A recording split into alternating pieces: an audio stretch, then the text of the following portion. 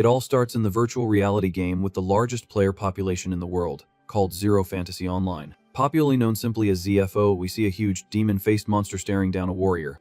This level 998 player was about to become the first person in the world to reach the game's max level. With frantic clicks of his mouse, the boy tries to keep up the pace so he doesn't miss his chance. Sweating profusely and wearing his VR headset, the young man mutters that this is impossible. We see the boy in front of his computer screen in a completely dark room, focused on the game.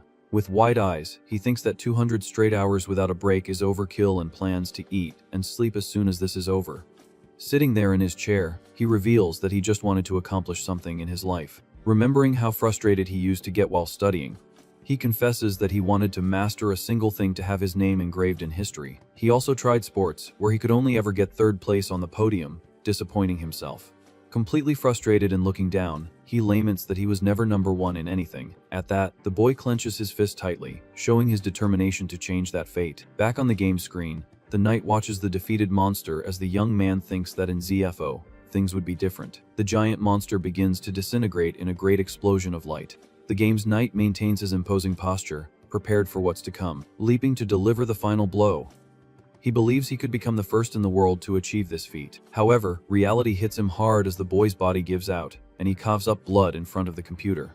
Breathing heavily with a lost look in his eyes, he asks himself what the heck is happening, not wanting to believe the situation. As the monster roars on the screen, the young man curses, realizing his vision is getting completely blurry. With his vision turning red and his strength fading, he laments being so close to his great goal. The screen cruelly displays a "You have perished" message as his body lies, slumped over the computer desk. Foaming at the mouth, he realizes his game was over right when the final level up was before his very eyes. Suddenly, his vision opens to a blue sky with clouds as he lets out a groan of pain, not understanding anything. Our main character, now standing in the middle of a forest wearing peasant clothes, looks around, asking where he is. Startled, he hears a desperate scream in the background, begging for someone to stop the attack. Looking at the scene, he sees green goblins armed with axes mercilessly attacking local villagers. Another monster leaps menacingly toward the innocent victims, ready to strike. As the villagers run in desperation, telling the creatures to get away, the boy observes everything, noticing something familiar on the ground. A farmer raises his pickaxe, trying to defend himself from one of the goblins that is charging fiercely toward him. Easily dodged, the man is left vulnerable as our hero finally recognizes them as the goblins from the game ZFO. Before the creature, the system reveals it is a level 7 fire goblin, ready for battle. The poor, terrified farmer trembles in fear, being only a level 1 with no chance to fight back. Looking at his own hand, the young man realizes he can feel his body perfectly in this strange place. Clenching his fist with conviction, he finally understands that he has been reincarnated into the world of his favorite game, and begins to devise a plan of action. Focused, he speaks the command to open the holographic system status window. The panel appears, showing the name Alan at level 1 with an undefined class, which he thinks is a reasonable enough name for his new life. However, his expression darkens as he remembers he was about to reach the max level and is now back to square one, failing once again to reach the top. His thoughts are interrupted by the villagers who scream, calling out to him as if he were a saviorous adventurer. A bald old man panics, begging the young man to hurry and save them all from this massacre. Analyzing the situation, Alan concludes that they are non-playable characters, and the fact that they recognize him as an adventurer means the rules apply here. Recalling the main story of the game, he figures this world must also follow the plot where adventurers fight against the Demon King's army. Keeping his cool, the protagonist tells them to wait a second, as he's going to set his class in this very moment of tension. The old man despairs, shouting that at level 1, he's no different from the villagers, and that it would be impossible to defeat the monster in such a suicidal way. Agreeing with the man, the boy admits that he really can't beat the creature at a basic level and wonders what he should do to turn the tables. Focused on the system options, he ponders that the level 7 enemy would be a lot of trouble for a normal class, but he already has a trick up his sleeve. Directly on the screen, he selects the artisan class, remembering that it's a strange profession focused only on creating harmless items. With wide eyes, he recalls that in the original game, this class was considered the worst possible trap for a player to fall into. However, now that the story's setting has become reality, he knows exactly what to do with his current knowledge from the modern world.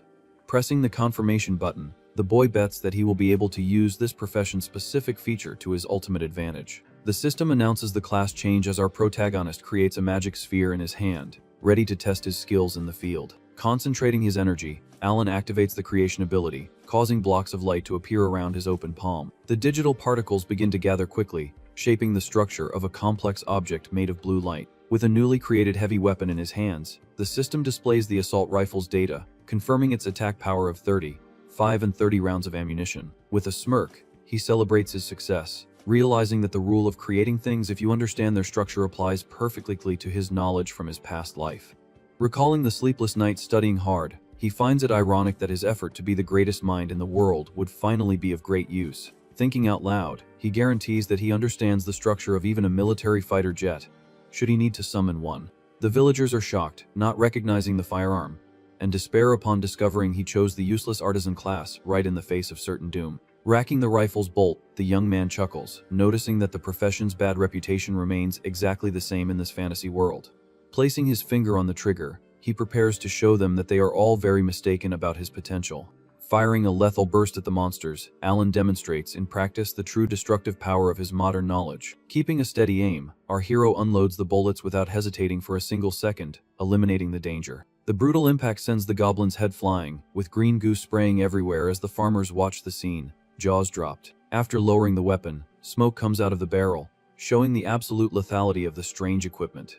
With the confident pose of someone who dominates the situation, the boy reflects that in a world stuck in the Middle Ages, he can bring as many modern war inventions as he wants. Displaying an intense and determined look, Alan affirms to himself that the artisan class is God, tier in his hands, without a shadow of a doubt. Completely in shock, the villagers can't believe that a level 1 newbie decimated a level 7 monster in the blink of an eye. Walking slowly toward him, the men break into a cold sweat, wondering what the heck just happened in front of them. Extending a hand glowing with green energy, the protagonist announces that now they themselves can exterminate the creatures with their own hands. Using his ability in mass, he materializes several perfect copies of the assault rifle, floating in the air. With the heavy weaponry falling into their hands, the farmers stutter, impressed by the weight and texture of the iron equipment.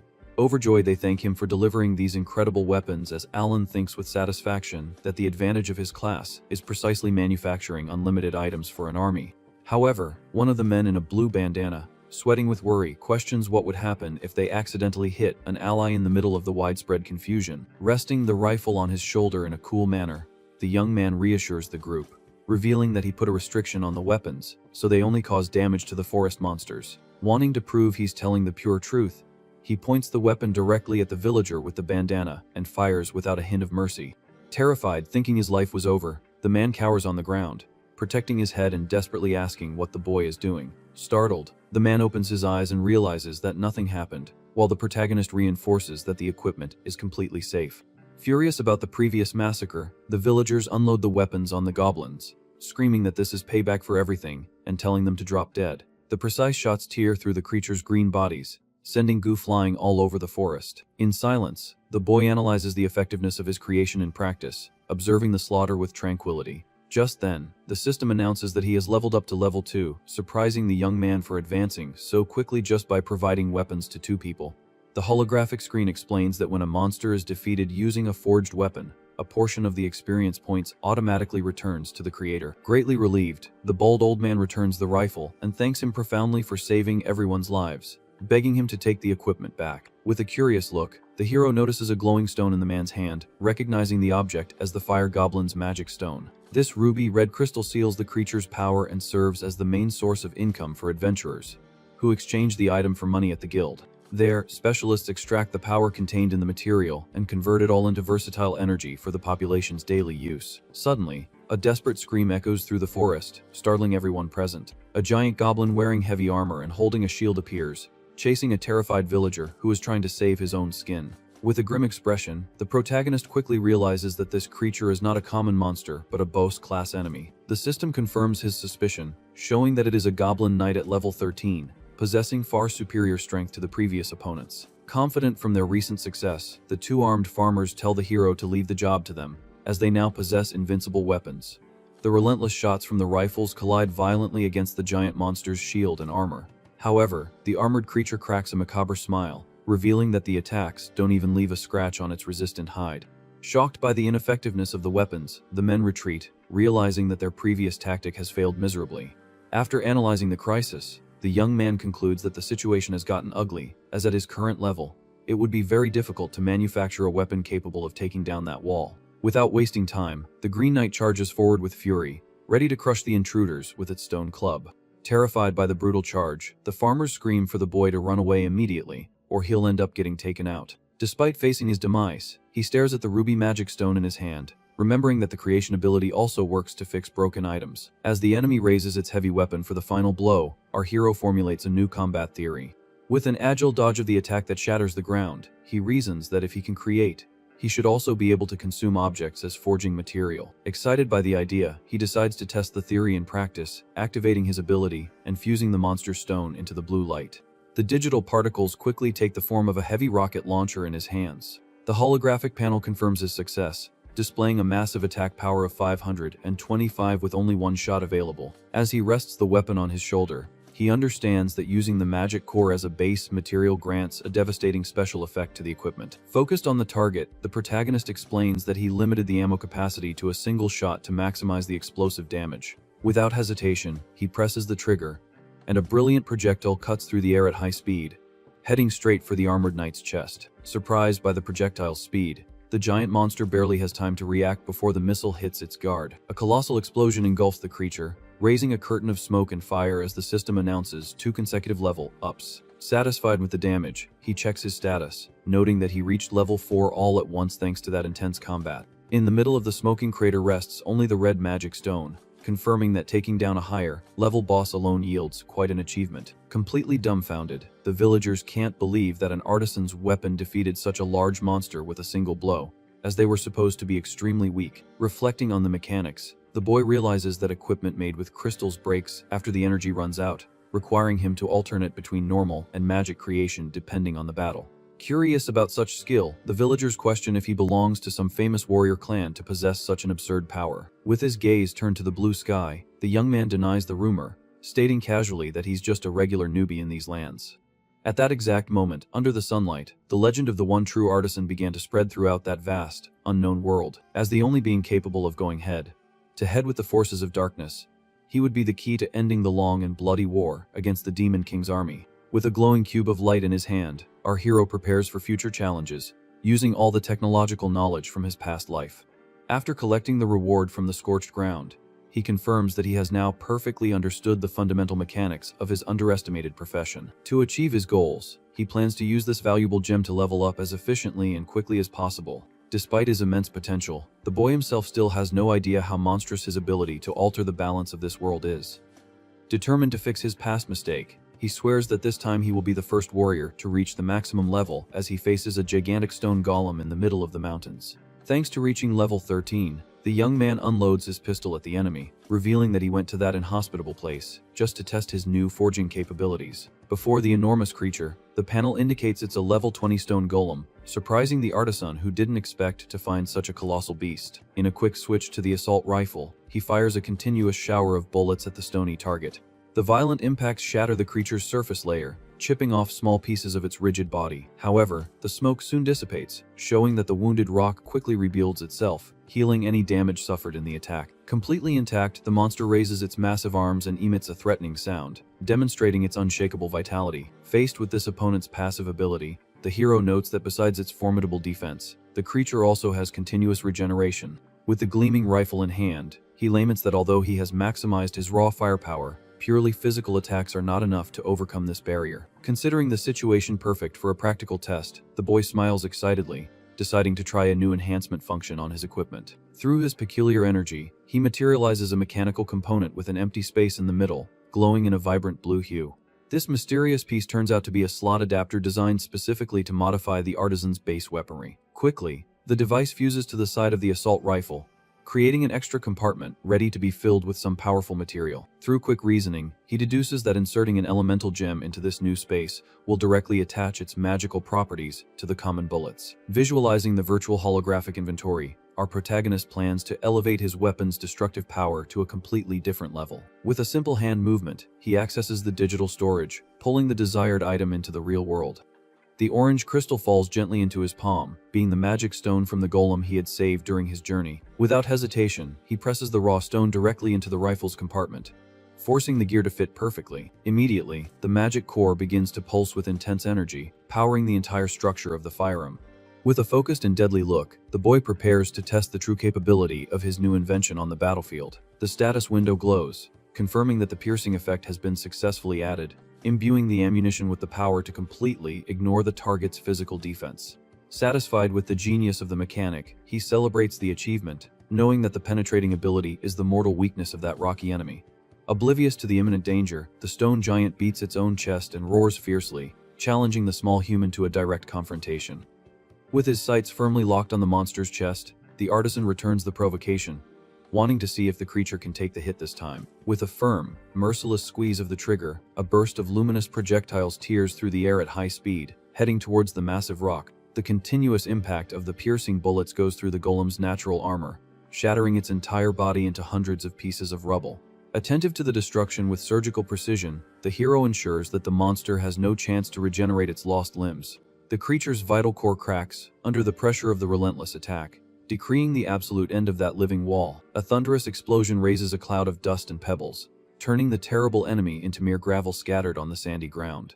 During a slow walk through the dusty crater, the panel beeps, informing him that he has reached level 14 as he mutters that the practical test was an absolute success. While inspecting the smoking barrel of the rifle, the young man sighs in relief upon confirming that using the recreation ability only on the extra slot preserves the weapon's durability, preventing it from breaking after using magic. After another combat in the forest, the protagonist bends down to collect the reward left by the defeated monster, keeping his weapon firmly in hand. A system notification suddenly appears, displaying his advancement to level 15, surprising the boy with the speed of his progress. The holographic panel informs him that the peasants have repelled a horde of orcs, making the hero note that they are putting the forged weapons to good use. Over the past few days, he has traveled through several farming villages, distributing rifles to ensure the residents' safety and gain experience points completely passively. Satisfied with this brilliant strategy, he walks calmly, absolutely certain that choosing the artisan class was the best possible decision. Far away, at the majestic main headquarters of the Adventurers Guild, the mood among the top brass is one of pure shock. Gathered before a crystal ball, the evaluators are flabbergasted by the record of an adventurer who has been leveling up at an explosive rate in recent days. A man in glasses questions if there isn't some error in the system, finding it impossible for someone to jump from level 4 to 15 in just 4 days. Focusing on the projected screen, they read the name Alan at level 15, stating they have never heard of this individual before. One of the female evaluators points desperately to the artisan class, stressing that there is no way a trash profession could level up so fast. Intrigued by the mystery, the man in glasses decides to project the record of the boy's most recent battle directly onto the magic crystal for all to see. The holographic image displays the protagonist facing the gigantic stone golem, leaving everyone confused as to why he is using purely physical attacks. As they observe the assault rifle firing lights, the guild members wonder what kind of bizarre weaponry that is in the newbie's hands. One of the men, sweating bullets, comments that he has never seen anything like it, lamenting that the monster with absolute defense is being treated so humiliatingly. As the stone beast is shattered in the projection, they come to the conclusion that this firepower is on a completely different level from their known reality. Analyzing the damage, the experts calculate that his actual level might be 15, but his firepower is easily equivalent to a level 50 adventurer. This breaks all established rules, as weapons created by artisans should be considerably weaker than conventional ones. The evaluator confesses he doesn't understand the logic behind it all, admitting that this man is in a completely unique category. The group's leader, with a dark look, orders them to report this to the Grand Master, suspecting they have finally found the vessel they have been searching for. The serious conversation is interrupted when a subordinate points to the crystal globe, warning that the boy has just started a battle against another boss. Far from the guild, our hero comes face to face with a gigantic sandworm emerging from the ground, a level 27 boss. With a fixed gaze on the immense beast, he notes that this creature has an incredibly high amount of health, making it perfect for testing the limits of his creations. As the rocket launcher has the drawback of only one shot, the protagonist wonders how much he can increase the power of a compact weapon using add-ons. To carry out this practical experiment, he materializes the magic core of the stone golem he just obtained in the previous battle. Through his digital energy, the young man activates his forging ability, merging the raw gem with the weapon's structure. The system displays the result of the process, revealing a tactical pistol with an incredible attack power of 220. Facing the bluish equipment, he realizes that fusing the stone granted a massive bonus to the firearm's basic attributes. Intending to go even further, the boy fits an elemental ice magic crystal into the pistol's extra compartment. The holographic panel confirms the modification, showing that the weapon now has the special effect of freezing everything its bullets touch. With a confident smile, he ensures that everything went according to plan, because even if he doesn't take out the giant worm in a single shot, the freezing effect will guarantee his complete safety. The colossal monster charges furiously, opening its maw full of teeth as the hero aims the weapon, stating that there's no way to miss a target of that size. Maintaining a firm stance, he pulls the trigger, firing a burst of freezing energy towards the creature. The luminous projectiles make direct contact with the worm's skin, causing a thunderous impact on the battlefield. In a matter of milliseconds, the entire body of the desert beast is completely frozen from the inside out, leaving a huge hole where its mouth was. The protagonist slowly lowers the pistol, observing the cold mist that dissipates in the air around his masterpiece. The unbeatable monstrosity is now nothing more than a gigantic, harmless ice statue in the middle of the scorching sand. Small cracks begin to form on the crystallized structure of the defeated creature. Satisfied with the equipment's lethality, the young man puts the weapon away, noting that its power surpassed even his own expectations. Acknowledging the facts, he concludes that a simple modified pistol managed to instantly decimate a high-level boss without needing the destructive fire of a rocket launcher. Walking calmly through the desert, he reinforces his initial thought that the artisan class is truly god tier. Amidst the frozen debris, he collects the worm's magic core, which glows with an intense reddish color. With his pockets full, the boy decides it's high time to go back to the city and exchange all those stones for money at the guild. Entering the bustling lobby of the adventurer's branch, he heads directly to the service counter to make the transaction. Dumping an absurd mountain of rare gems on the table, he leaves the receptionist speechless, and she asks for the client's name to process that unbelievable amount. With a serene expression, the boy simply replies that his name is Alan, awaiting payment. Upon hearing the adventurer's name, the girl's eyes widen, and she starts to sweat, realizing who he was. Visibly nervous, she stutters, asking him to wait just a moment, and runs to the back of the establishment. Alone at the counter, the hero is left clueless about that sudden and suspicious behavior. Suddenly, heavy metallic footsteps begin to echo through the hall, drawing the attention of everyone present. Feeling the atmosphere grow heavy, the protagonist glances out of the corner of his eye, wondering what the heck is going on. An entire squad of heavily armed elite guards surrounds the young man, blocking any escape route. The guard captain, wearing heavy armor, confirms the boy's identity, warning him that he is under strong suspicion by the organization. Maintaining his composure in the face of the threat, our protagonist simply asks what that knight is talking about. Without giving any explanation, the guards activate chains of magic light that instantly bind the artisan's arms and torso. The officer declares authoritatively that from that moment on, he is being escorted directly to the guild's main headquarters, drawing a sigh of frustration from the young man. Moments later, in the luxurious premises of the central headquarters, the chained boy is thrown into the middle of a huge meeting room. The guard leader snaps his fingers, and the energy restraints dissolve, allowing the prisoner to finally move. Sitting at the head of the table, a man with a goatee apologizes for the aggressive approach, revealing that he was very curious about the absurd speed at which the newbie was leveling up. With his hands crossed and a mysterious smile, the man in the suit states that he needed to talk to him anyway, no matter the cost. Rubbing his wrists, which were sore from the containment magic, the hero returns the courtesy, asking bluntly what these higher-ups want with him. A suited man with glasses slams the table, demanding that the boy reveal all the secret details of that strange weapon called a firearm. Maintaining an unshakable posture, the protagonist retorts that they wouldn't understand even if he explained, as it's a collection of technology that simply doesn't exist in this world. Bothered by the newbie's arrogance, another evaluator with a mocking smile comments that he talks big for a mere trash artisan. Trying to wound the young man's pride, the smug fellow implies that the so-called weapon must not be anything special for him to want to hide the secret. With a sharp gaze, our hero immediately realizes that the intention of that cheap insult is just to provoke him into spilling valuable information. Determined to shut the suits up, the boy raises his right hand, activating his forging ability and generating a bluish light that illuminates the entire room. Materializing a mass-produced assault rifle, he throws the equipment on the table, telling the arrogant evaluator to examine the item as much as he wants. The system displays a base attack power of 50 as the young man informs them that he's gifting them the exact same weapon he provided to the old folks at the farm. Completely shocked, the members of the board realize that an attack power of 50 is equivalent to an elite knight in panic when they notice it can fire 30 times in a row.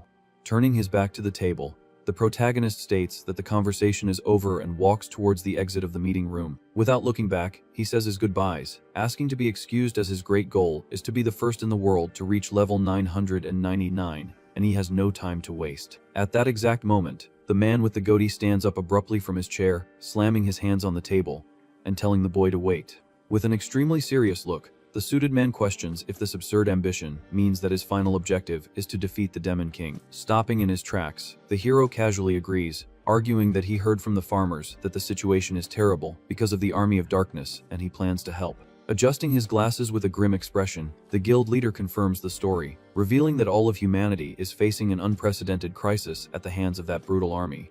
Through a projection of a destroyed city, the suited man reports that an entire metropolis recently fell to the enemy army, while the boy assures them he will solve these problems eventually. After standing up in a relaxed manner, our protagonist advises them to schedule an appointment the next time they want to talk. As he walks towards the exit, escorted by the guards, he hears the leader ask him to wait, as there is one more pending matter.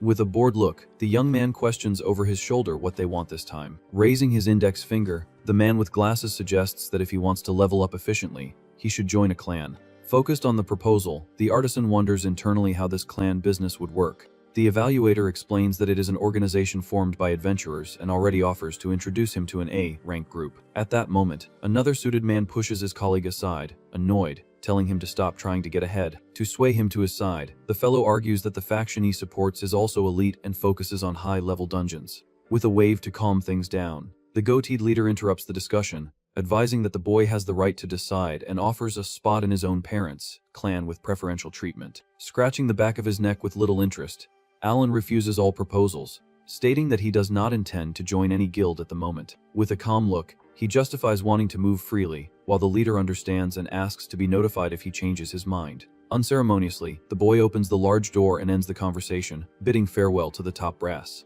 In the silence of the room, the evaluators comment that he simply left, proving to be a very difficult person to deal with. Staring intently at the assault rifle left on the table, one of them wonders how that weapon works, certain that it's not something a level 15 artisan could manufacture. With a serious expression, the man with glasses proposes to summon the best artisans and blacksmiths in the country to analyze the equipment in detail. Changing scenes, we see the entrance of a huge rocky cave crowded with gathered adventurers. This is the famous Wolf Mine dungeon, with its portal shining in a mystical blue hue.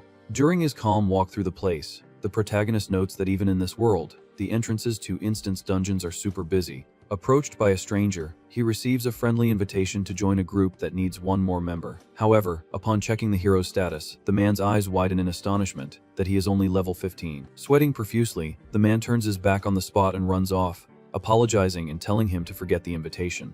Faced with this rejection, the young man sighs in frustration, as adventurers think it's crazy for someone of a low level to try their luck in a place recommended for level 25. With a confident smile, he thinks that he would never have come to a weak area like this if it weren't for the level difference modifier. The system details that in this world, facing enemies 10 levels above your own applies a massive experience bonus, making it the fastest way to level up. In the middle of his walk, a sharp scream of despair catches the boy's attention. Looking to the side, he sees a group of thugs surrounding a blonde girl, telling her not to be so reluctant. The leader of the gang is the swordsman Lucas, level 65, who is harassing the priestess Emma, level 20, forcing her to join his team. From a distance, the other adventurers whisper that the guy is forcing another woman to accompany him.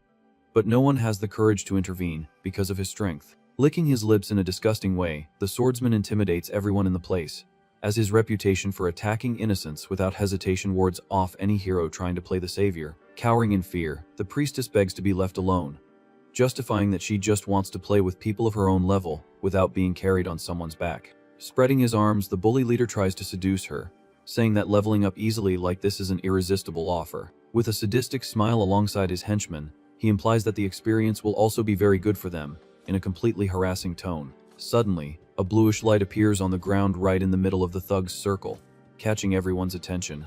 The energy condenses, forming a solid, shining bronze structure that sprouts from the earth. Realizing the imminent threat, the swordsman's eyes widen in complete shock. A gigantic statue of a hand giving the middle finger hits the bully squarely, making him fall hard to the ground while his cronies panic. Ignoring the frightened girl, the protagonist walks calmly, apologizing and claiming that this spell is very difficult to control. With his usual bored face, he boldly states that his forge just accidentally failed. Lying on the ground, trembling with anger, the gang leader stutters, not believing the excuse of a magical failure. Acting like a madman, the brute grabs the boy's shirt, threatening to take him out and asking if he has any idea who he's messing with. Pulling the priestess behind him, the hero tells the guy to calm down, explaining that he just wanted to test his long-distance forging, but ended up slipping right where an idiot was standing. Seething with hatred, the swordsman frowns, not accepting being humiliated like that in front of everyone. With a colossal sword in hand, he points the weapon at the newbie, telling him to stop talking nonsense, because he doesn't believe this story about slipping. However, upon facing the opponent up close, the bully analyzes the floating status and notes with wonder that the insolent brat is only at level 15. Thinking he is facing a harmless insect, the brute bursts into laughter with his henchman, mocking the boy's courage to pick a fight while being so weak. With the sword on his shoulder, the bully backs down, stating that he would become a joke if he took out such trash, ensuring that he will make an exception and let him live. Without wasting time, the protagonist turns his back and leaves, taking the girl with him while ironically thanking him for his mercy. Side by side, the relieved priestess thanks him for being saved, believing her fate would have been terrible without his help. But the young man confesses that his intention was not to play the hero. Bothered by being ignored, the swordsman shouts from a distance, warning that the conversation was not over yet. With a dark expression, the villain makes it clear that he promised not to take him out. But that doesn't mean he would get away with that affront. Glancing out of the corner of his eye, the artisan questions what the thug's proposal would be to solve the problem. Pointing towards the luminous portal, the guy suggests settling their differences through a friendly competition. Excited, the brute shouts, proposing a race to see who can clear the dungeon faster. Faced with the absurd proposal, the young man understands that it will be a race against time against a level 65 guy, betting that if he loses, his face will be disfigured from all the beatings. Worried about the injustice, the blonde girl tries to argue that this is totally unfair due to the huge difference in strength between the two. Amidst a murderous aura and a sick smile, the bully licks his fingers, suggesting that she offer herself as a prize if he is victorious. Trembling with dread, the priestess sweats, fearing the worst. Breaking the tense atmosphere, our protagonist calmly accepts the challenge, leaving the girl in shock while he thinks about what he will ask for in return. With his eyes closed and an ironic smile, he decides to let it go, saying that he doesn't care about receiving any reward from that trash. Convinced of his absolute superiority, the swordsman scoffs, justifying that there isn't even a 1 in a million chance of the newbie winning this dispute.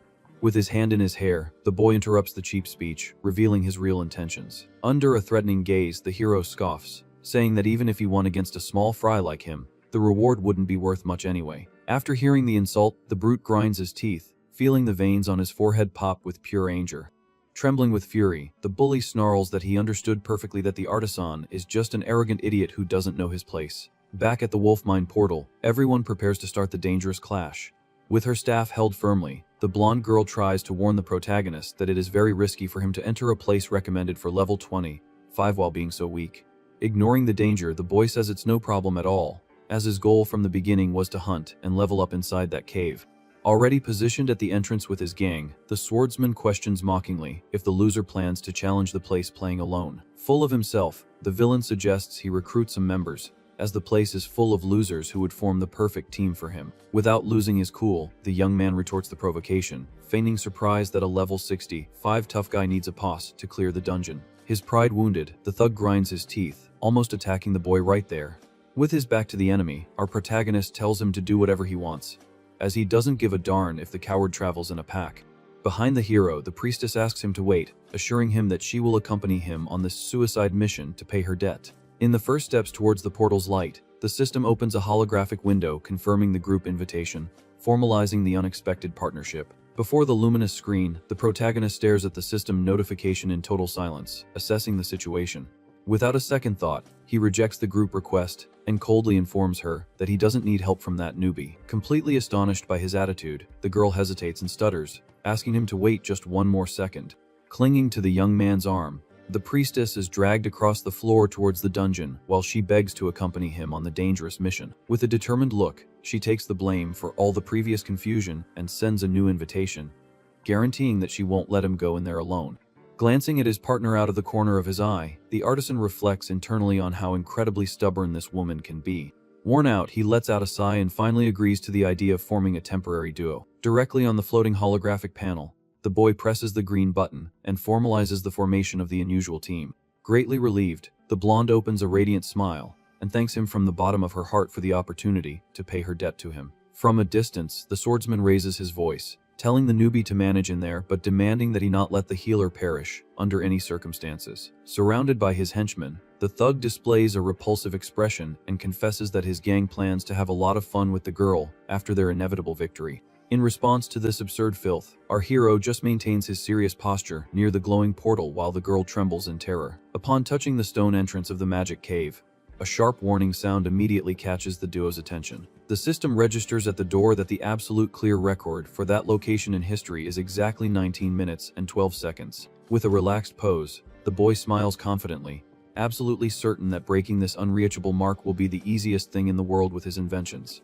Without wasting any more time on the bet, the duo passes through the bluish portal, officially starting the dreaded challenge against the clock. The scenery soon changes to a long tunnel with reddish lighting, completely infested with frightening creatures blocking the passage. The system analysis reveals the presence of evil bats, disgusting centipedes, and undead warriors all above level 20. Faced with this gigantic horde, the girl breaks into a cold sweat, fearing that it will be impossible for just two people to clear a path to the final boss room. Totally relaxed about the imminent danger, the artisan reassures his ally, guaranteeing that despite the numerical disadvantage, those creatures are nothing more than a bunch of useless trash. To optimize the combat, he instructs the healer to store her wooden staff in her magic inventory, as that equipment would only hinder their tactic. From the materialization of a glowing data cube, the young man warns that since she forced her way onto the team, she'll have to work for it and fight too. The dark cave is immediately illuminated by blue lightning as the protagonist activates his creation ability at maximum power. The magical flash dissipates, and the priestess's eyes widen as she finds herself holding two submachine guns, each with 135 attack points. Greatly astonished, she questions what kind of absurd weaponry that is with such an insane status, while the boy reinforces that it's a firearm exclusive to his class. Holding an identical pair of tactical weapons in his own hands, he prepares to teach the basics of modern combat to the native of this fantasy world. Aiming directly at the zombies' faces, he explains that its operation is extremely simple and requires no magical knowledge. With a focused and deadly look, the hero completes the instruction, telling her to simply aim at the cluster of monsters and pull the trigger. The deafening noise of the shots rips through the tunnel's silence, destroying the undead's flesh with a relentless rain of lead bullets. Fascinated by the lethality of the newly forged toy, the blonde praises the damage and soon receives the order from her impatient partner to start shooting as well. With no motor control whatsoever, the girl desperately pulls the triggers, firing blind bursts of energy to all corners of the hallway chaotically. The aggressive kickback of the weapons throws the blonde's arms up, making her whole body tremble as she cries for help, unable to let go of her hands. In a fearless advance, the protagonist reveals that he zeroed out the submachine gun's stability on purpose, because firing uncontrollably will hit anything in the middle of that crowded horde. With his eyes focused on the darkness, he ends the explanation and orders his partner to run full speed straight to the final room of the area. At the same time, in an identical instance of the cave, the arrogant swordsman's group advances, slicing through the weaker enemies in their path with some ease. After working up quite a sweat, the group of toughs puts away their weapons, breathing a sigh of relief for having cleared the entire first section of monsters in the mine. One of the henchmen in a red beanie comments, jokingly, that their leader can be an extremely malicious person in some situations. Pleased with his subordinate's cleverness, the villain listens to the explanation that the dungeon has a hidden mechanic of summoning an impossible extra boss if the player is new to the location. Finding the dirty plan hilarious, the brute lets out a sinister laugh, confirming that he used this knowledge just to send his adversary straight to the slaughterhouse without getting his hands dirty. During their walk, the gang agrees that the level 15 trash won't even get past the first room, proving he was foolish to accept the challenge.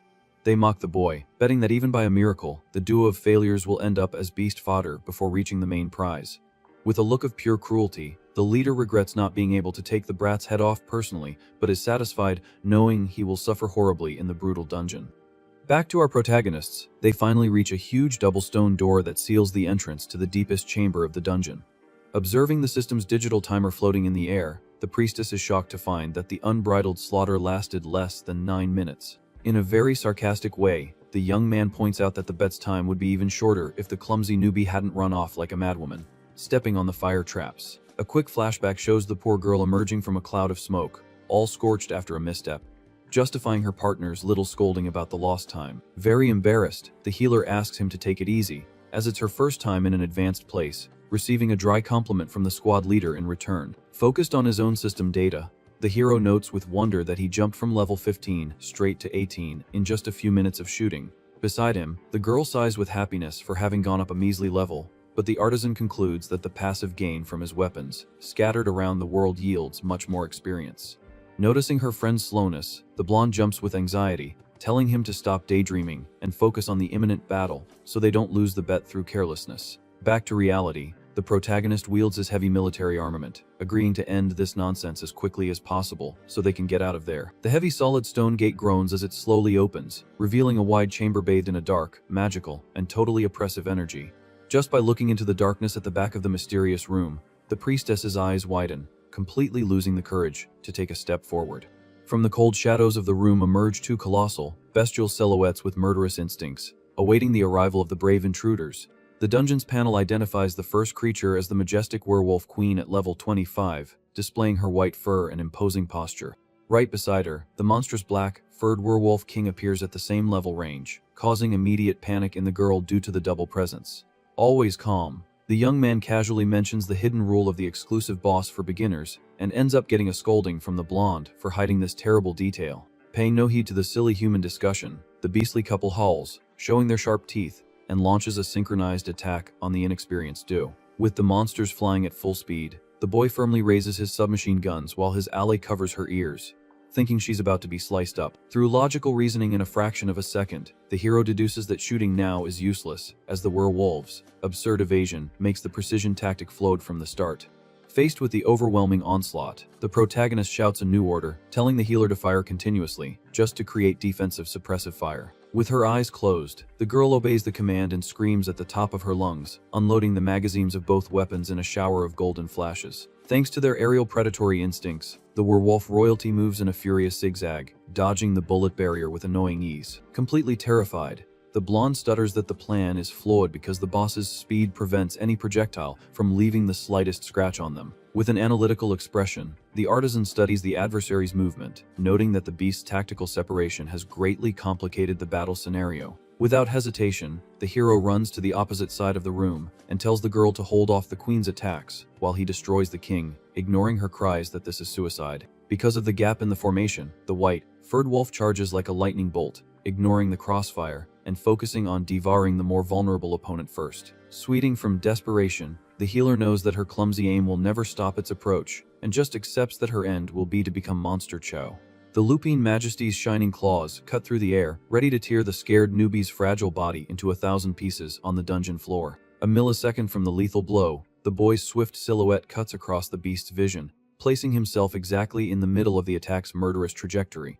Behind the terrified partner's scream of terror, the protagonist's face lights up with a devilish and fully calculated smile in the gloom of the place. Instead of tearing flesh, the beast's frontal impact collides violently against an unexpected barrier, drawing a loud howl of pain from the queen. Enveloped in blocks of bright blue energy, the genius of modern creations internally celebrates the success of the bait, having predicted the ambush with absolute precision. Stunned by the hard hit against the invisible wall, the wolf limps back, disoriented, while the priestess remains huddled on the floor, fearing she could perish at any moment. With his body floating in pure power, the Master Forger pronounces the supreme command of his divine ability, already starting the assembly of the ultimate deadly trap. Advancing blindly, the werewolf queen steps right into the center of a luminous magic circle hidden on the floor. In the same instant, a bluish energy erupts from the trap, paralyzing the wild beast's body. Clenching his fist with conviction, the boy commands the target's imprisonment with his divine ability. A gigantic bear trap made of pure light closes violently on the monster's leg, spraying goo. Far away, the werewolf king watches the scene in shock, seeing his partner trapped, vulnerable, and falling to the ground. Surprised by the turnaround, the priestess's eyes widen, noticing that the speedy enemy has finally stopped moving. With a confident smile, the hero reminds her that he had already warned her, he just needed a little time to act. Amazed by the tactic, the blonde confesses she had no idea the artisan class could be used in such an ingenious way. Recalling the incident at the cave entrance, the protagonist thinks with relief that it was a great idea to have tested the long-distance forge on that group of bullies. While the black wolf remains stunned by his companion's fall, the young man walks slowly towards the trapped creature. With his pistol perfectly aimed, he decrees that an immobilized werewolf without its high evasion is nothing more than a common and harmless monster. Cornered, the black beast snarls furiously, showing all its hatred towards the small human. Under the dim light of the dungeon, the artisan stands mercilessly before the fallen royalty. With absolute coldness, he bids farewell to the exclusive boss, pulling the trigger without any hesitation. After exterminating the two beasts, the boy bends down with a sigh of relief and collects the valuable purplish magic stone left by the enemies. Hearing hurried footsteps, the young man calmly turns his head back, holstering his weapon. Running towards him, the healer celebrates having finished off the wounded queen, receiving a dry compliment from her partner. Immediately, the system panel appears, congratulating the duo on their completion in an incredible 9 minutes and 48 seconds, setting a new absolute record. Extremely excited, the blonde points to the historic time, but the boy soon bursts her bubble, announcing that the next day he will do the dungeon alone to have his name at the top. Isolated. Declaring the mission over, the hero walks towards the blue exit portal, followed closely by the girl.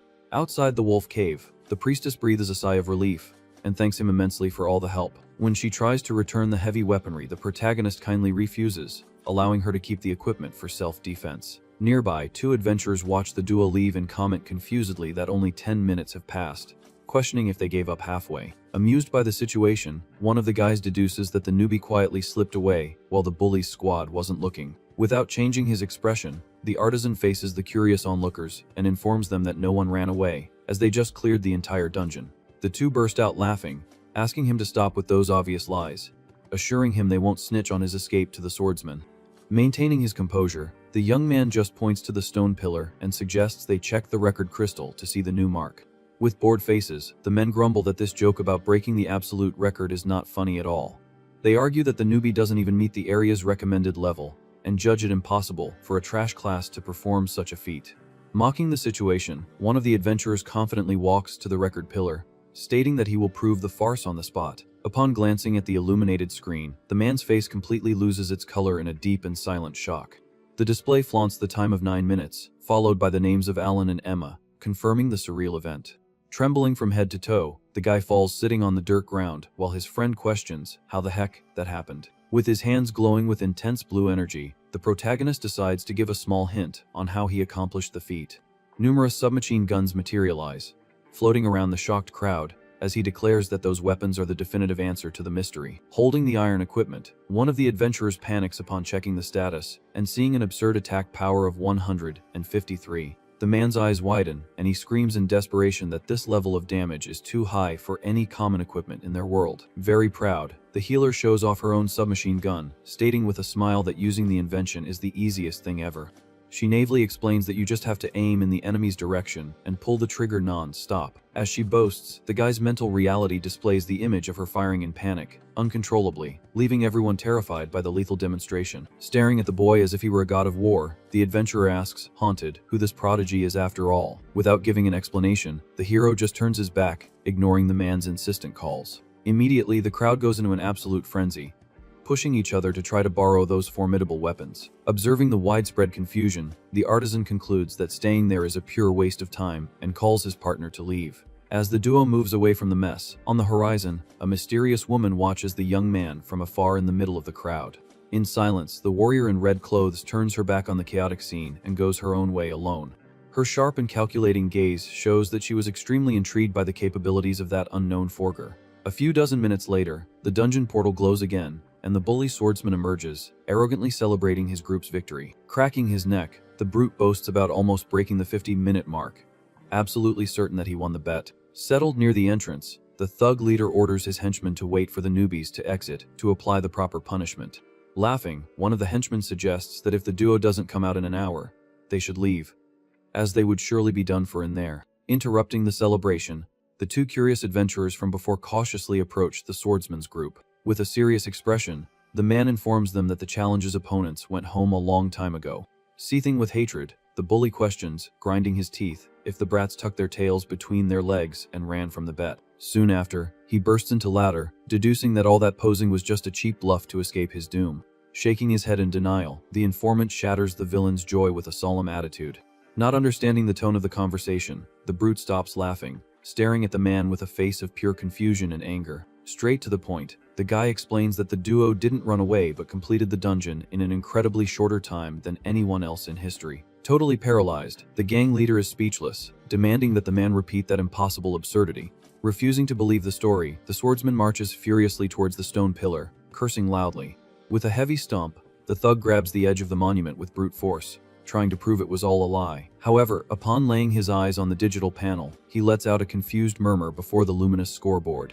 With dilated pupils, he reads the 9-minute mark, not believing they lost so badly in a place that cost them almost a full hour of continuous effort. Noticing the boss's tension, the cronies approach cautiously, asking what went wrong with the pillar. Completely in shock and sweating bullets, the swordsman stammers that it must be a lie invented by the system, denying reality. Sooner or later, the reality hits him hard, and the brute collapses to his knees, screaming to the heavens that he doesn't accept losing like that. Far away, the scene changes to a dark and luxurious office where a mysterious man rests in the dark. Holding some papers in the dim light, the man analyzes recent reports with extreme, focused interest. The document displays the protagonist's photo and his war inventions, leading the leader to conclude that this forger possesses true strength. Interrupting the dense reading, knocks on the door echo through the closed room, and the man tells the visitor to enter. A muscular individual in assassin's attire, with silver hair and a mask covering his face, appears in the room, emanating immediate danger. With a cold gaze, the mercenary informs that he was summoned because he heard the leadership had a new service request. Displaying a malicious smile in the shadows, the suited man confirms the existence of the special mission without beating around the bush. Sliding the investigation report across the mahogany table, the boss points directly at Alan's image, marking the new target. Staring at the young artisan's photo, the assassin lets out a muffled chuckle, noting that this boy will make for a very fun job. A heavy bag of money is thrown onto the table, sealing a dirty deal with a generous payment. The client's finger taps firmly on our protagonist's photograph, marking the target. In the shadows, the masked assassin receives the direct and lethal order to exterminate the boy without a trace. Meanwhile, in the city, the priestess thanks him for everything, informing him that she will temporarily move her base to avoid reprisals from the swordsman's group. With a worried look, she questions if the hero really needs to leave like that, offering help to ward off the bullies if necessary. Maintaining a firm posture, the artisan refuses the offer, reminding her that she is also an adventurer and he can't depend on her protection all the time. Understanding his decision, the blonde accepts the facts, and the young man says goodbye calmly. Jumping with joy as she walks away, she demands that he not break any records in the dungeon without her, as she also wants to make her name in history. The system panel confirms the girl's departure from the group as she shouts from a distance, hoping they can team up again in the future. A few days after this encounter, we see the hero, now at level 24, walking through a rocky desert with the intention of testing a new invention. Upon activating his special ability, an immense amount of bluish energy forms, and he mentally hopes that the new project works perfectly. The light soon reveals the imposing silhouette of a modern war tank, confirming that the exterior replica was an absolute success. Satisfied with the combat machine's appearance, the boy quickly jumps to the top, wanting to check the internal controls. Opening the hatch and peeking into the dark interior, he gives a slight smile, noticing that the panel and seats were copied with impeccable precision. Seated in the driver's seat, the young man gives the command out loud, telling the armored vehicle to advance through the arid terrain. Under the scorching sun, the heavy vehicle remains completely motionless in the middle of nowhere, breaking the forger's expectation. With a drop of sweat running down his face, the protagonist quickly deduces that the machine would never work without some kind of fuel. The system of his abilities allows him to materialize any complex solid structure, but prohibits the creation of amorphous substances like water or gasoline. Far from being discouraged, the boy closes his eyes and smiles, revealing that he had already thought of an obvious countermeasure for this flaw in his class. Recalling the rules of his old virtual game, he analyzes in detail how energy works in this fantasy world. With a glowing greenish magic stone in his hand, he explains that these monster cores serve precisely as a universal energy source for society.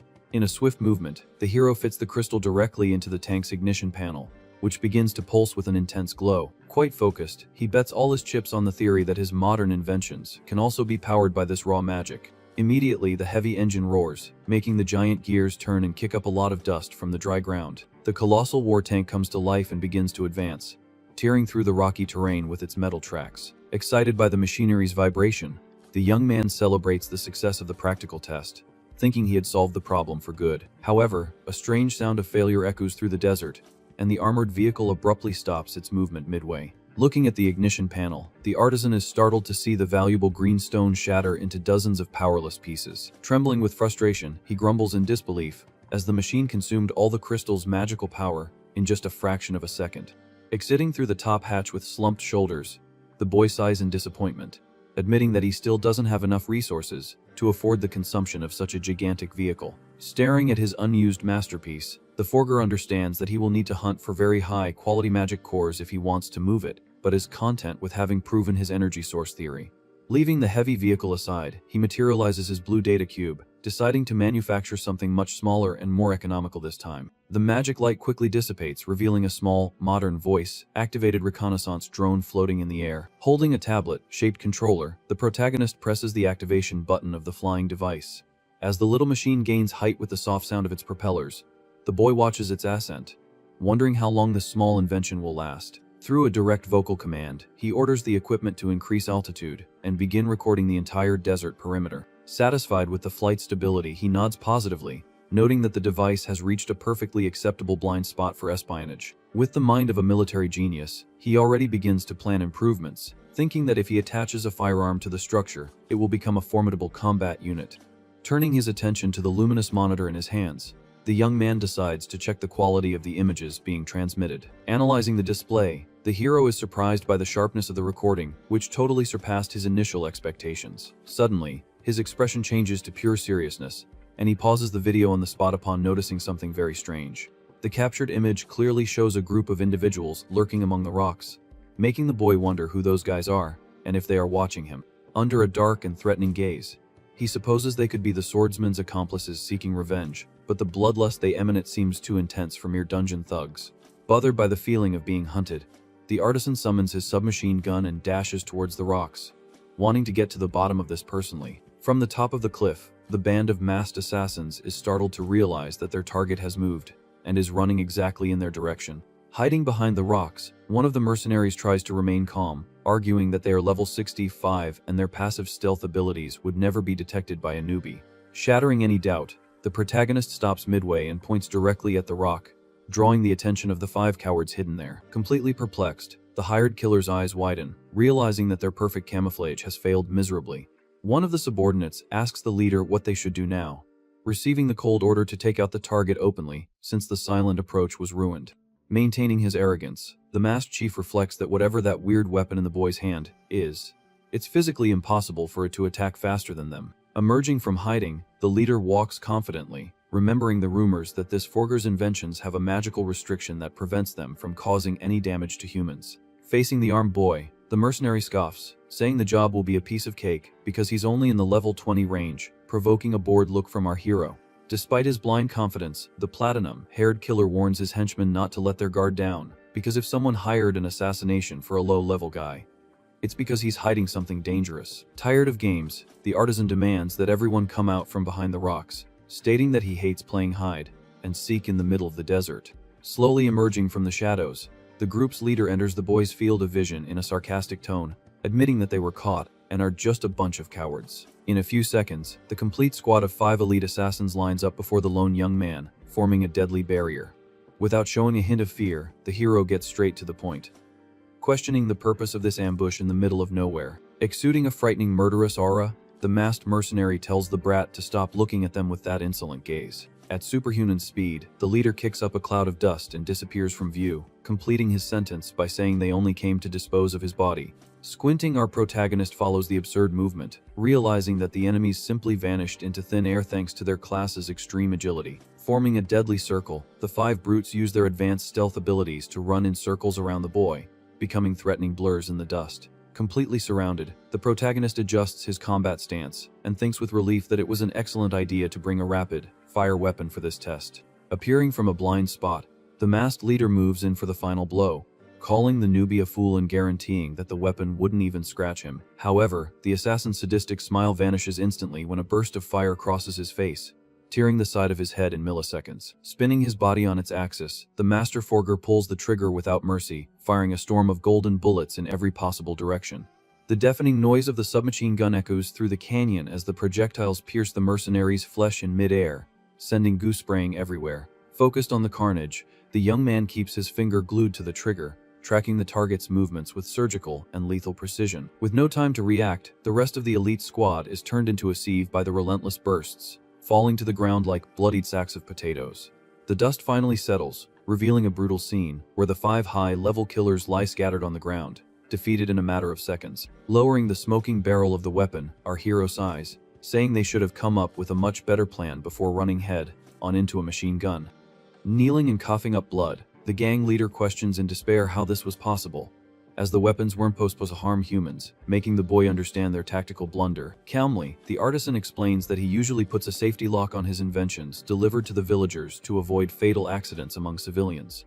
Sliding his index finger along the side of the grip, the protagonist shows the small mechanical button that changes the tactical equipment's firing mode. Agonizing with bullet holes all over his body, the platinum-haired mercenary trembles in terror upon realizing how pathetic it was to fall for such a simple information trap. Staring at the dying trash with an empty, cold gaze, the young man decrees that the restriction on his personal weapon was obviously turned off, and that in the real world, whoever gets shot fatally perishes on the spot. Kneeling in the desert, the assassin's leader gulps, realizing he dug his own grave by underestimating the target's intelligence.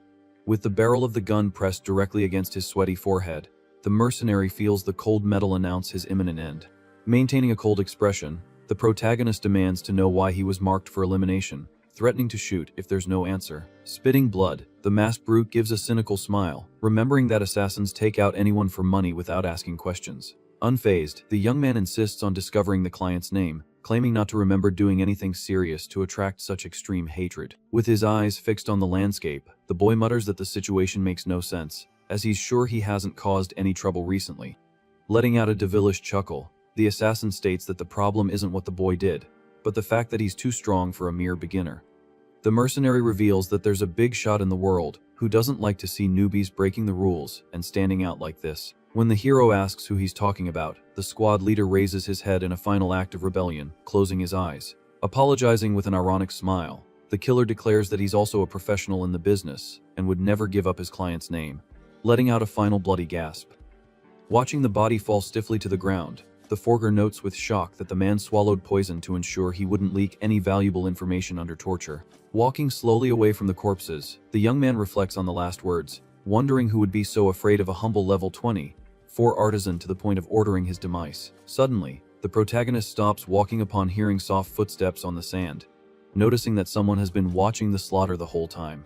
With the weapon still warm, he turns his head and asks dryly who's there, and if they have any connection to the band of dead mercenaries. The camera pans down, showing a pair of red female boots walking towards him as an arrogant voice replies that it would be a bad joke to be associated with that useless trash. A beautiful warrior with short blue hair and red combat clothes stops in front of him, stating that she is actually on his side. With a suspicious look, the hero doesn't buy the story easily, waiting for her to better explain this sudden claim. Without beating around the bush, the woman proposes that they form a team right there, guaranteeing that it will be a very advantageous deal for the young forger. Totally uninterested, the artisan rejects the proposal on the spot, warning that he doesn't need companions and, much less, wants to form a group now or in the future.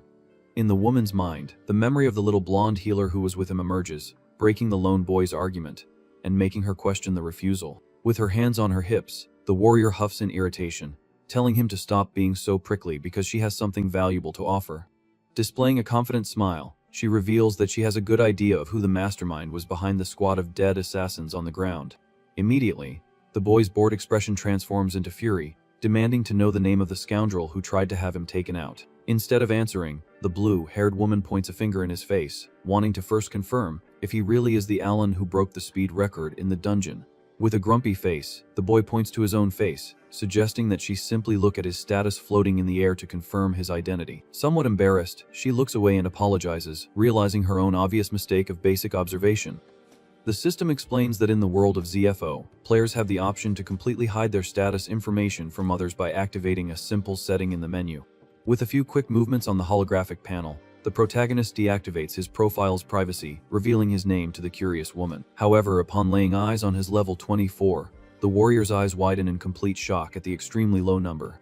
Ignoring her surprise, the boy crosses his arms and asks what the problem is, while she tries to hide her astonishment that he is much weaker than the rumors said. Thoughtfully, the girl in red admits that she couldn't analyze his level during the battle because she was observing from too far away and assumed he would be at least level 60 due to the damage done. Deciding to be fair, she announces that since he showed his information, she will also reveal her own status to level the playing field. The system flashes, revealing the name Melissa and the surprising class of glass sorceress at a formidable level 50. Without showing any reaction, the forger just nods at the introduction and immediately asks for the promise, impatiently questioning who paid for his head. The sorceress shakes her head, denying the free information, arguing that such valuable secrets don't come for free in this dangerous world. With narrowed eyes, the protagonist understands the game of interests and directly asks what she wants in exchange for the mastermind's name. Giving a victorious smile, Melissa opens her arms and proposes a fair trade where he helps her on a mission, and she gives him everything she knows about the ambush, Staring at the absurd level difference, the boy wonders internally how a newbie could be useful to such an advanced warrior. Pointing to the horizon, the sorceress reveals that the mission's target is an extremely famous and dangerous location nearby. A majestic view appears, displaying the Crystal Sky Castle, a colossal floating dungeon recommended only for adventurers above level 50.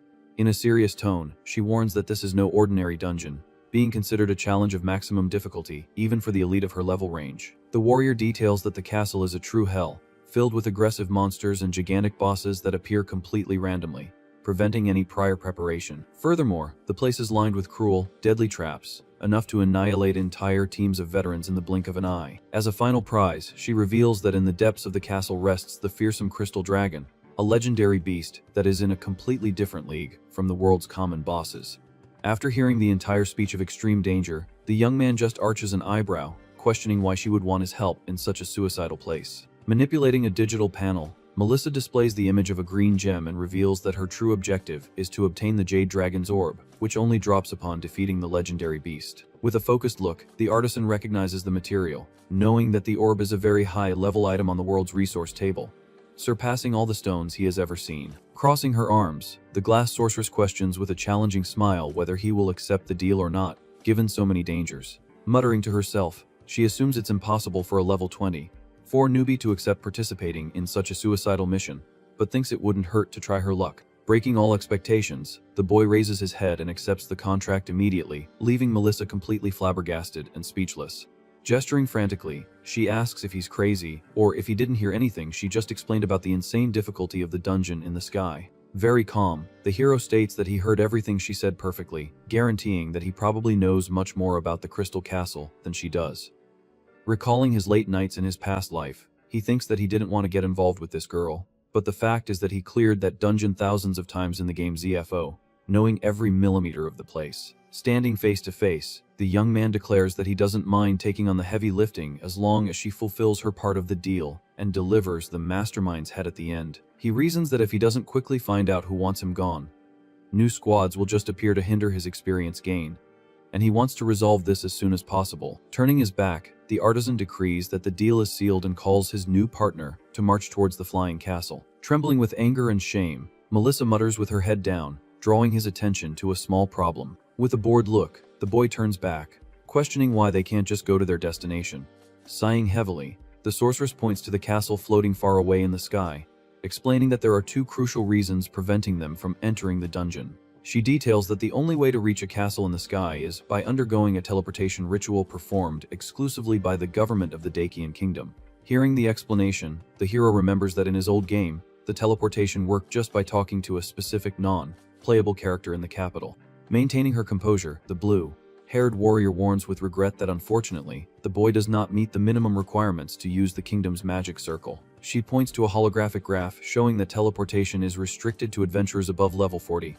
Bearing his entry as he is only at 24. Frustrated, the protagonist throws his head back and asks irritably why on earth she invited him on the mission if she already knew he couldn't enter because of his low level. With a blank face, Melissa confesses shamelessly that she didn't know his level before inviting him, justifying the mistake while he just asks what the second problem would be. Sighing dramatically, the sorceress argues that the second complication is the fact that they are only two people, which makes clearing the dungeon mathematically impossible. Through projections, the system details that an ideal group would need defensive warriors, a heavy front line, support healers, and a brutal damage dealer to withstand the ambushes of the place. Speaking seriously, she confesses that her class focuses on area of effect magic damage, which is terrible for taking out single bosses with a lot of health, making the lack of a finisher a fatal weakness for the duo. Faced with this scenario, the Forger crosses his arms and suggests that the best alternative at the moment is to focus on hunting common monsters to level up quickly until they reach the level 40 mark. Upon hearing the proposal to focus on slow leveling, Melissa panics and confesses that this 3-month idea is terrible because she is in a great hurry to obtain the Jade Orb. Enveloped in an aura of burning determination, the boy ignores her rush and decrees with absolute conviction that his life's goal is to be the first person in the entire world to hit the maximum level. In a harsh tone, our protagonist warns that his time is too short and that he will not waste his days stumbling over trivial obstacles or ineffective shortcuts. With her hands on her hips, the sorceress agrees that having big dreams is nice but realistically reinforces that level 40 is an insurmountable barrier to using the kingdom's mandatory ritual. Thoughtfully, the young man mutters that clearing the castle is the easiest part of the mission, and that depending on bureaucratic level, base transport is a real, useless headache. Analyzing the enormous distance between the ground and the floating structure, he deduces that the extreme altitude makes it impossible to use even conventional flight spells, which leads him to a completely crazy idea. With his eyes fixed on the sky, the protagonist finally has a brilliant idea to solve this transportation problem. He announces that even without relying on the kingdom's teleportation ritual, they should be able to reach the dungeon in the clouds, leaving his partner completely confused. Without wasting time, the boy squats down and activates his forging ability, enveloping the ground with intense blue rays as he decides to do a little practical test. A small drone appears in the air, and the sorceress questions if it works with magic stones, while the artisan just describes the invention and promises to explain the details later. Straight to the point, the young man points upwards and orders the flying machine to immediately head towards the floating castle. Impressed by the device's obedience, the warrior in red notes with wonder that this technology definitely does not belong to this world. Observing the small machine rise towards the ice island, the hero deduces that it is physically perfectly possible to reach the destination. The drone flies calmly, passing very close to the gigantic crystal structures that form the base of the floating castle. With a focused gaze, the boy follows every movement of the contraption, wanting to find out if there is any kind of magical barrier protecting the perimeter of the place. The machine lands gently on the dungeon stone bridge, confirming to the forger that the route is completely free of invisible obstacles. Flabbergasted by the test's success, Melissa can't believe that they actually have an alternative means of getting up there without using the official ritual. Excited, she deduces that the plan is to build a giant version of that device to carry them, and suggests they return to the city immediately to recruit more members for the team.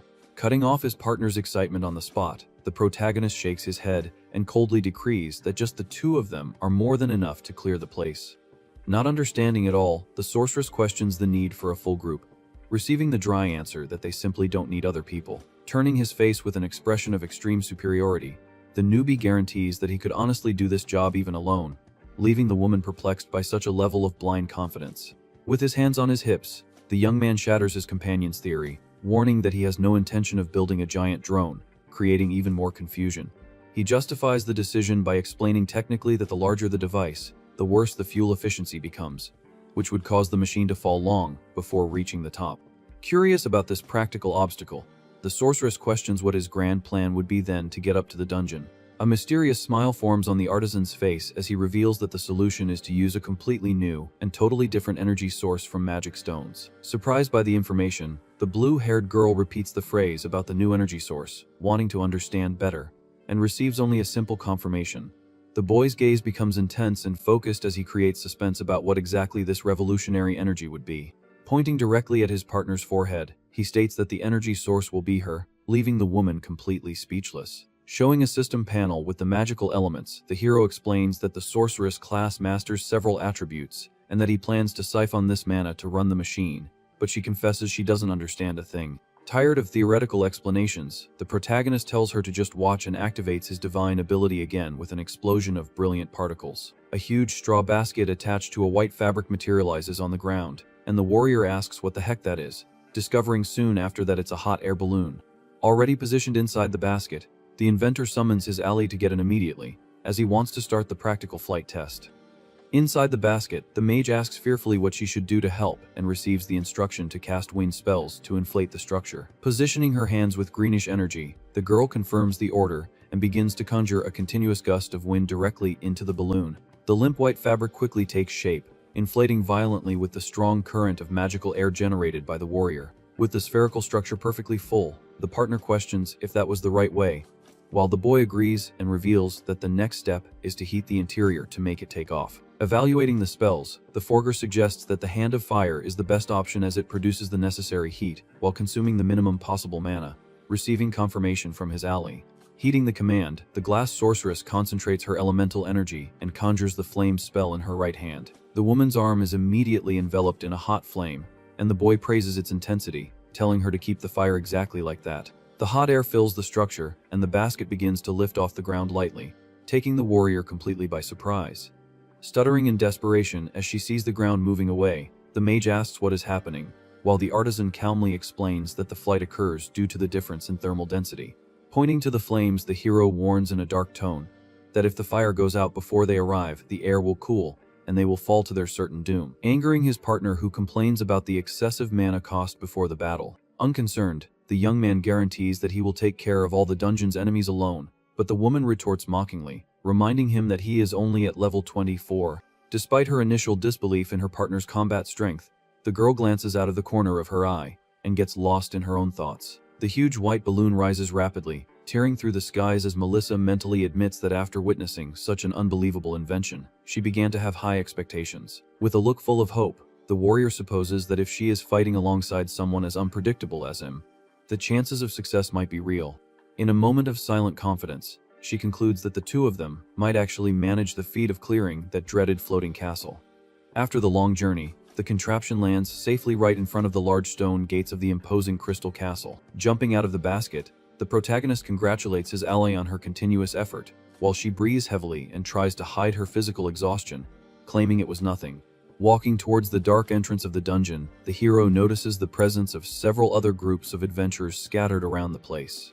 Observing the men battling further ahead, he deduces that since it is an open dungeon, if another team kills the boss first, they will be kicked out and have to start over from scratch. Aware of the competition rule, the artisan decides that they need to hurry, as he refuses to let any other group get their hands on the coveted Jade Dragon King.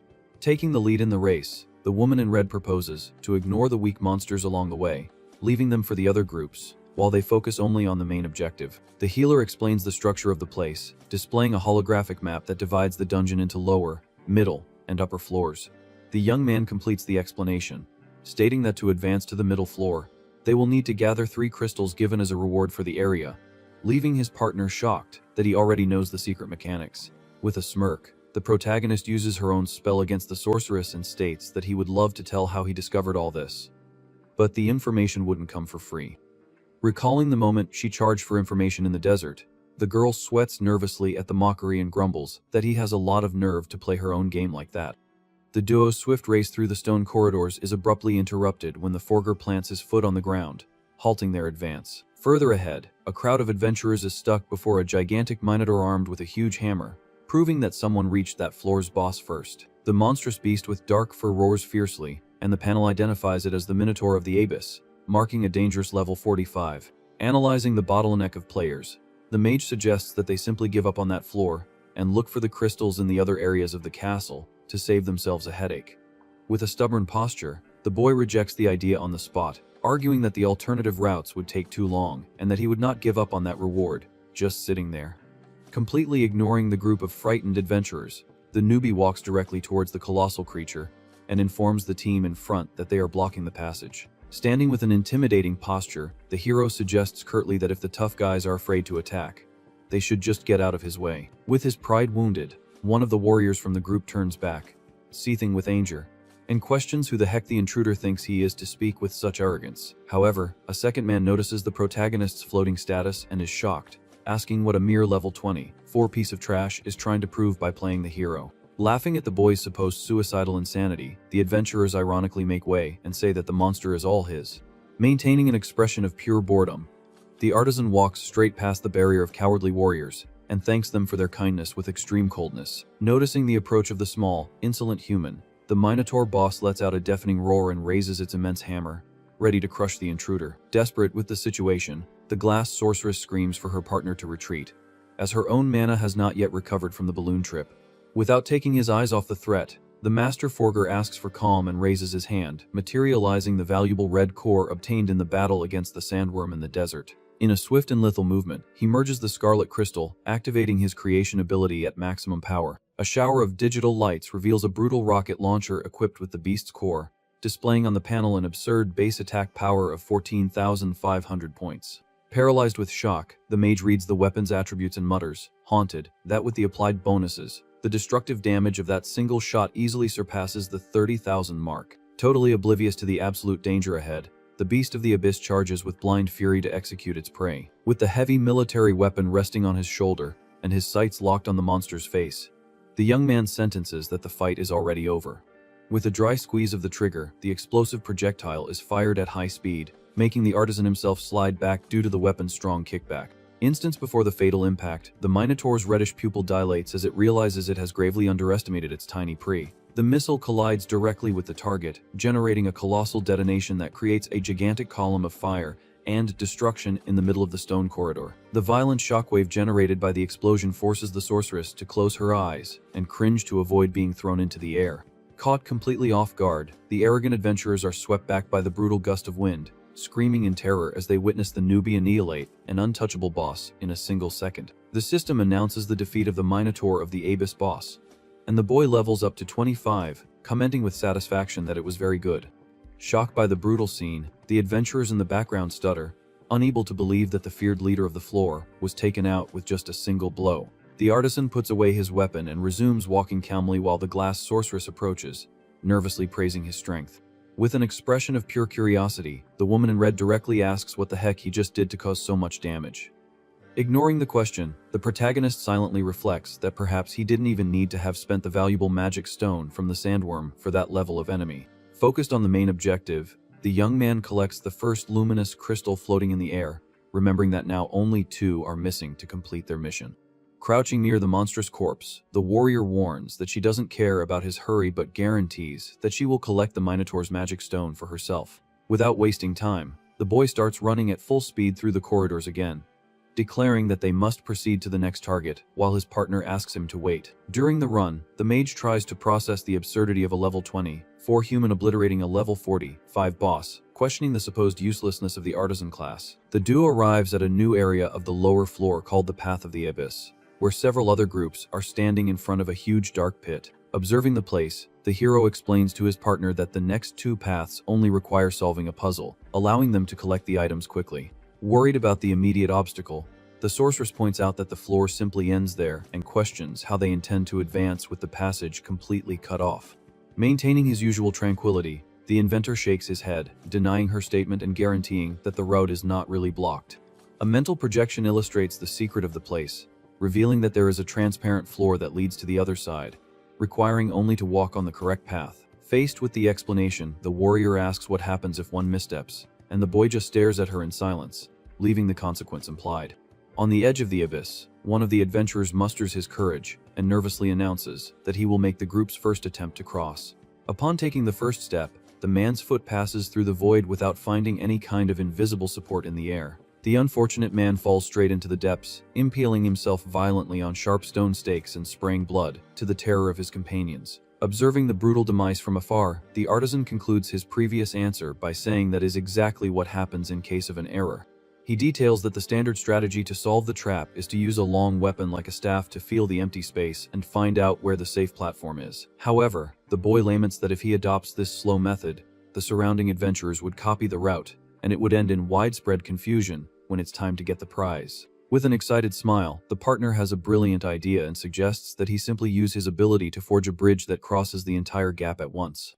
Shattering her expectation, the young man retorts that if the problem were that easy, the other groups would have already crossed using conventional flight magic. To prove his point, the protagonist asks her to try casting some simple spell right there, and the woman positions her hands, letting out a cry of concentration. After the initial effort, the mage stands still in total silence, realizing with confusion that absolutely no magical energy responded to her command. The hero clarifies that the use of magic and abilities is severely blocked in that area, even preventing him from using his divine forge. Discouraged, the girl concludes that they are completely trapped. But the boy opens a confident smile, guaranteeing that he has a card up his sleeve. Not understanding what the newbie's secret trick would be, the blue-haired warrior just stares at him with an expression full of doubt. The tense scene of the pit remains, with the other groups hesitating on the edge, while the system reminds them that there are still 2 crystals left for the middle floor. Faced with that invisible challenge, the duo prepares to act and prove that knowledge surpasses any magical restriction of the system. Resuming the explanation, the young man reinforces that although he can't create new items right there is a crucial loophole in the castle's rules. Opening a small luminous rift in the air, he reveals that the storage function for already created items continues to work perfectly. Handing a weird piece of equipment to his partner, the inventor warns that he just had to have manufactured the solution before entering, revealing his impeccable preparation. He describes the object as night vision goggles forged from the stone of an evil bat, guaranteeing that it would reveal the hidden path. Impressed by the device's utility, the sorceress praises the brilliant idea but questions at what exact moment he found the time to manufacture that contraption. Adjusting the equipment on his face, the boy mockingly replies that he forged the goggles exactly while she was distracted admiring the landscape from the balloon flight. Frowning, the mage thinks with frustration that not even she knew the deep secrets of that floor, suspecting the newbie's absurd experience. Already with the tactical visor on his eyes, the protagonist scientifically explains that the lenses capture the infrared light of the environment, allowing them to read the temperature of the surfaces. His vision immediately changes to a greenish filter, revealing the thermal plates of solid glass that form the hidden labyrinth in the abyss. Satisfied with the invention's functioning, the hero states that the passage is now completely clear, receiving a sincere compliment from his ally. Without any prior warning, the boy picks up the woman in his arms, lifting her off the ground and ignoring her desperate protests about the sudden contact. Staring into the void, focused on the objective, he justifies the bold move with the simple fact of wanting to save time crossing. In an explosive burst, the forger leaps towards the pit, telling the woman to stop screaming so she doesn't bite her own tongue in the process. Caught by surprise by the sudden movement, the sorceress just closes her eyes tightly and clings to his neck in pure panic. Running at full speed over the invisible floating platforms, the young man asks her to relax, assuring her that he has a full view of the safe route under his feet. On the edge of the precipice, the adventurers are in a complete state of shock as they witness the surreal scene of a boy running in midair. Squeezed in her savior's arms, the mage tearfully begs him to run slowly, fearing that a single slip would mean the end for both of them. After safely reaching the other side, the boy puts his partner back on solid ground while she indignantly complains about the extreme rush. Entering the new stone corridor, the duo faces a fork, and the sorceress immediately asks which way they should go. Analyzing the two options, the artisan explains that both routes hide a crystal at the end, making the woman suggest they split up to save time. In response to the suggestion, the protagonist just glares at his companion, making her retreat, offended, and ask if he's angry with her. Keeping his cold gaze fixed on her, the boy confesses that his greatest desire was indeed to go alone. But there is a critical problem with that idea. Passing the annoyed mage, he decides they will stay together, dryly justifying that her premature demise would cause a lot of headaches for his plans. Further down the corridor, he completes his reasoning, remembering that he still needs to extract crucial information about the mercenary assassins from her head. The duo reaches the feared path of damnation, facing dozens of sharp pendulums swinging violently over a blood-stained floor.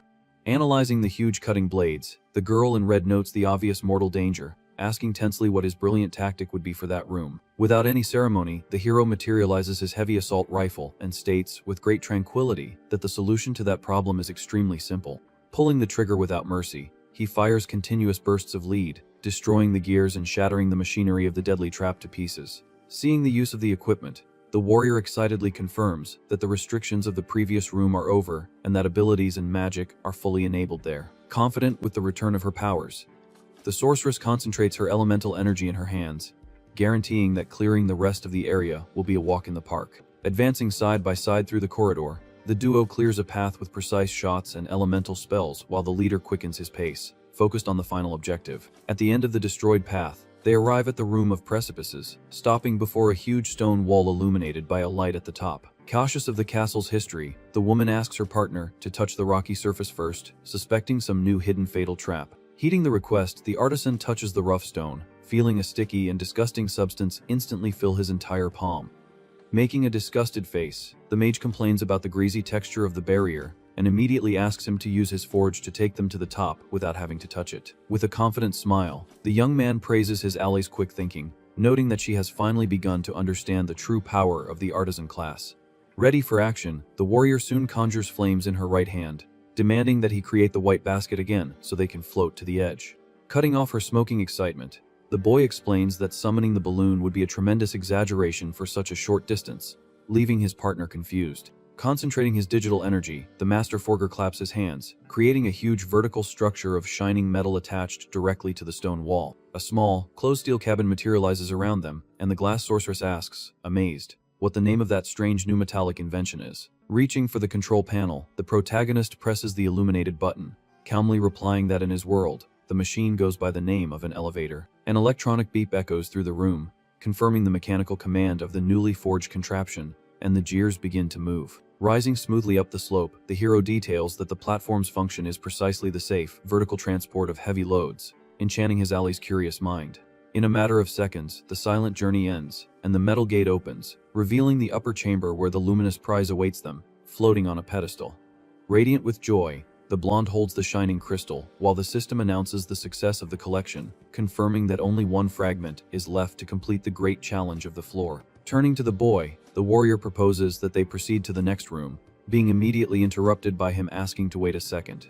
Before them reveals a huge, greenish, shining lake, marking the entrance to the poisonous swamp room of the lower floor, making the mage let out a sound of surprise. The liquid bubbles intensely as the Forger questions the reason for a poisonous swamp inside a castle, warning that the toxin there is so potent that any accidental contact will cause a status problem. As she agrees that the situation is terrible, the glass sorceress soon asks with a curious smile what kind of bizarre creation he intends to forge to solve that obstacle. With a confident expression, the protagonist just lets out a scoffing sound, preparing to act. Through his divine ability, he shouts the forge command as his body is enveloped by intense rays of bluish energy. The light materializes directly on the green water, revealing a simple wooden boat, leaving both adventurers standing there, observing the creation. With an expression of extreme boredom, the girl in red mutters in surprise that it's something completely normal, while the hero maintains his serene posture. After jumping into the small vessel, she wonders if she said that thought out loud, as she was expecting to witness another mysterious and absurd invention like the previous ones. In a pragmatic move, the artisan questions why he would go to extremes when a common boat is more than enough, telling her to get in quickly so they don't waste time. Already settled on the wood, the blue-haired warrior looks around, confused, looking for oars or anything else to move the structure. With a sly smile, the boy states that this is exactly where teamwork comes in, assuring her that he's counting on the engine's help. Not understanding a thing of what her partner is saying, the mage just repeats the word "ungen" with a look of deep doubt. The next moment, the small boat tears through the poisonous waters at high speed, propelled by the gusts of wind fired from the girl's hands at the stern. Annoyed with the situation, she understands that her magic has been transformed into propulsion force and complains that this is putting too much weight on her shoulders alone.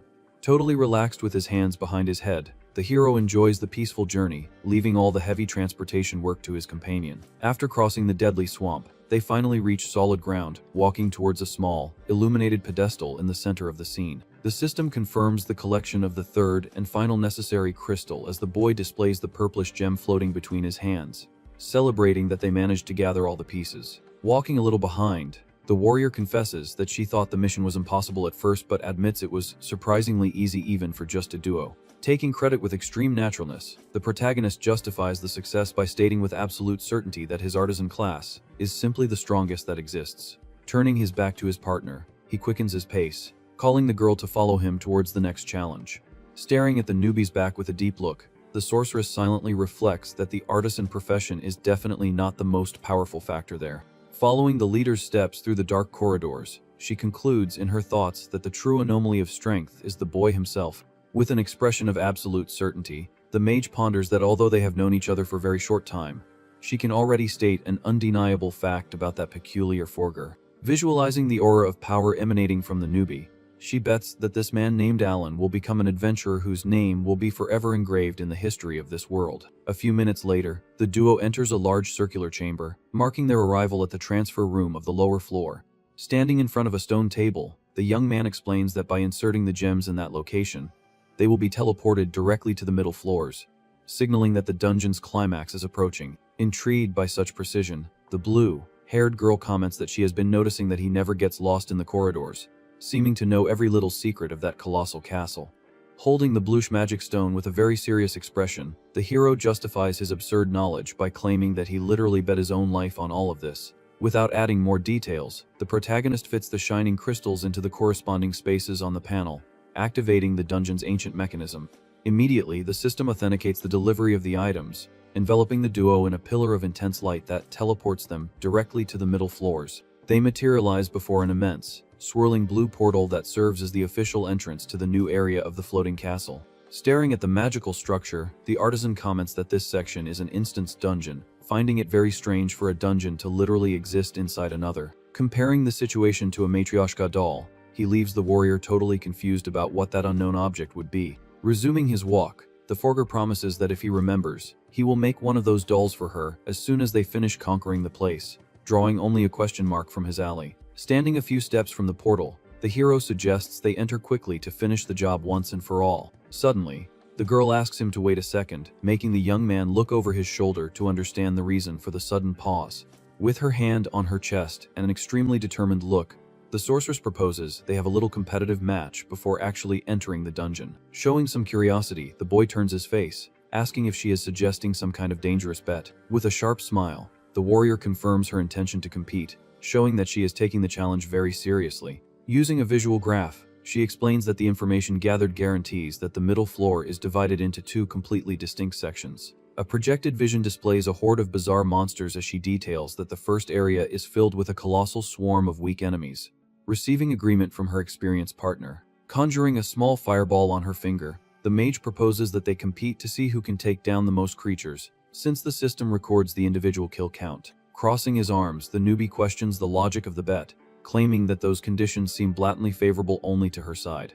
The narrator explains that Melissa's chosen sorceress class is a specialization focused entirely on destructive, wide-area attack spells. In contrast, the firearms that our protagonist has forged so far are equipment focused exclusively on taking down single targets with extreme precision. Noticing his hesitation, the blue-haired woman adopts a provocative tone, ironically questioning if the great artisan is afraid of losing badly to her. Pounding her own chest, the warrior warns that her mana is not just for travel fuel and promises to show the true destructive value of a mage on the battlefield. Enveloped in an aura of pure confidence, she internally guarantees that she would never lose to a common adventurer and swears she will force this arrogant newbie to recognize her strength once and for all.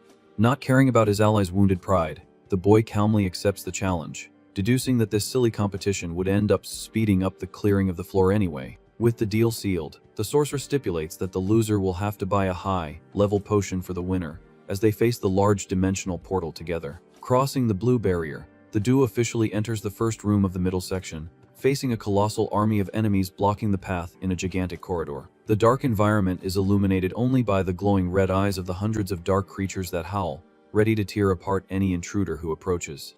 Adjusting her combat stance, the mage announces that she's starting the show, demonstrating total control of the frightening situation. Quite calm, the forger just follows his partner's movement, prepared to put his own ingenious plan into practice. A holographic warning from the system appears, ordering them to defeat 1,500 monsters to overcome the first trial as the enraged horde advances at full speed. Concentrating an absurd amount of dark magic in her hands, the girl in red recites her incantation, ordering the enemies to turn to dust in the night. A storm of swirling purple energy engulfs the adversary's front line, activating the powerful area of effect attack called Black Nebula. Looking over her shoulder with a victorious smile, the warrior boasts of her tremendous clearing power, guaranteeing that this is the real damage expected from an elite sorceress. Acknowledging his partner's show, the young man raises his right hand, activating intense blue rays, and warns that now it's his turn to truly shine. The system details the attributes of the newly forged brutal weaponry, displaying the Gatling gun with a very high attack, as the hero announces the artisan's turn. Facing the horde without retreating an inch, the boy tells the creatures to eat lead, displaying a merciless look. The multiple barrels of the heavy weapon begin to spin at high speed, firing a continuous storm of golden flashes that illuminate the dark corridor. The frantic burst of bullets tears through the air, piercing and shattering the flesh of the countless monsters that tried to approach in a true bloodbath. Impact explosions pop in the middle of the enemy crowd, obliterating the adversary ranks without giving the deformed creatures a chance to react. Completely flabbergasted by the carnage, the mage questions what kind of absurd invention that is, noting that the power and rate of fire are on a level far beyond reality.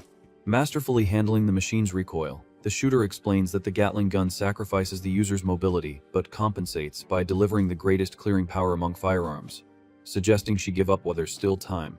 Gritting her teeth with pure stubbornness, the blue-haired woman refuses to throw in the towel, guaranteeing that her sorceress pride would never accept losing a mass destruction contest to any other class. Just 2 minutes of shooting later, the corridor is empty, and the holographic scoreboard displays the overwhelming victory of the newbie's 811 kills against his partner's 600, who collapses exhausted on the floor.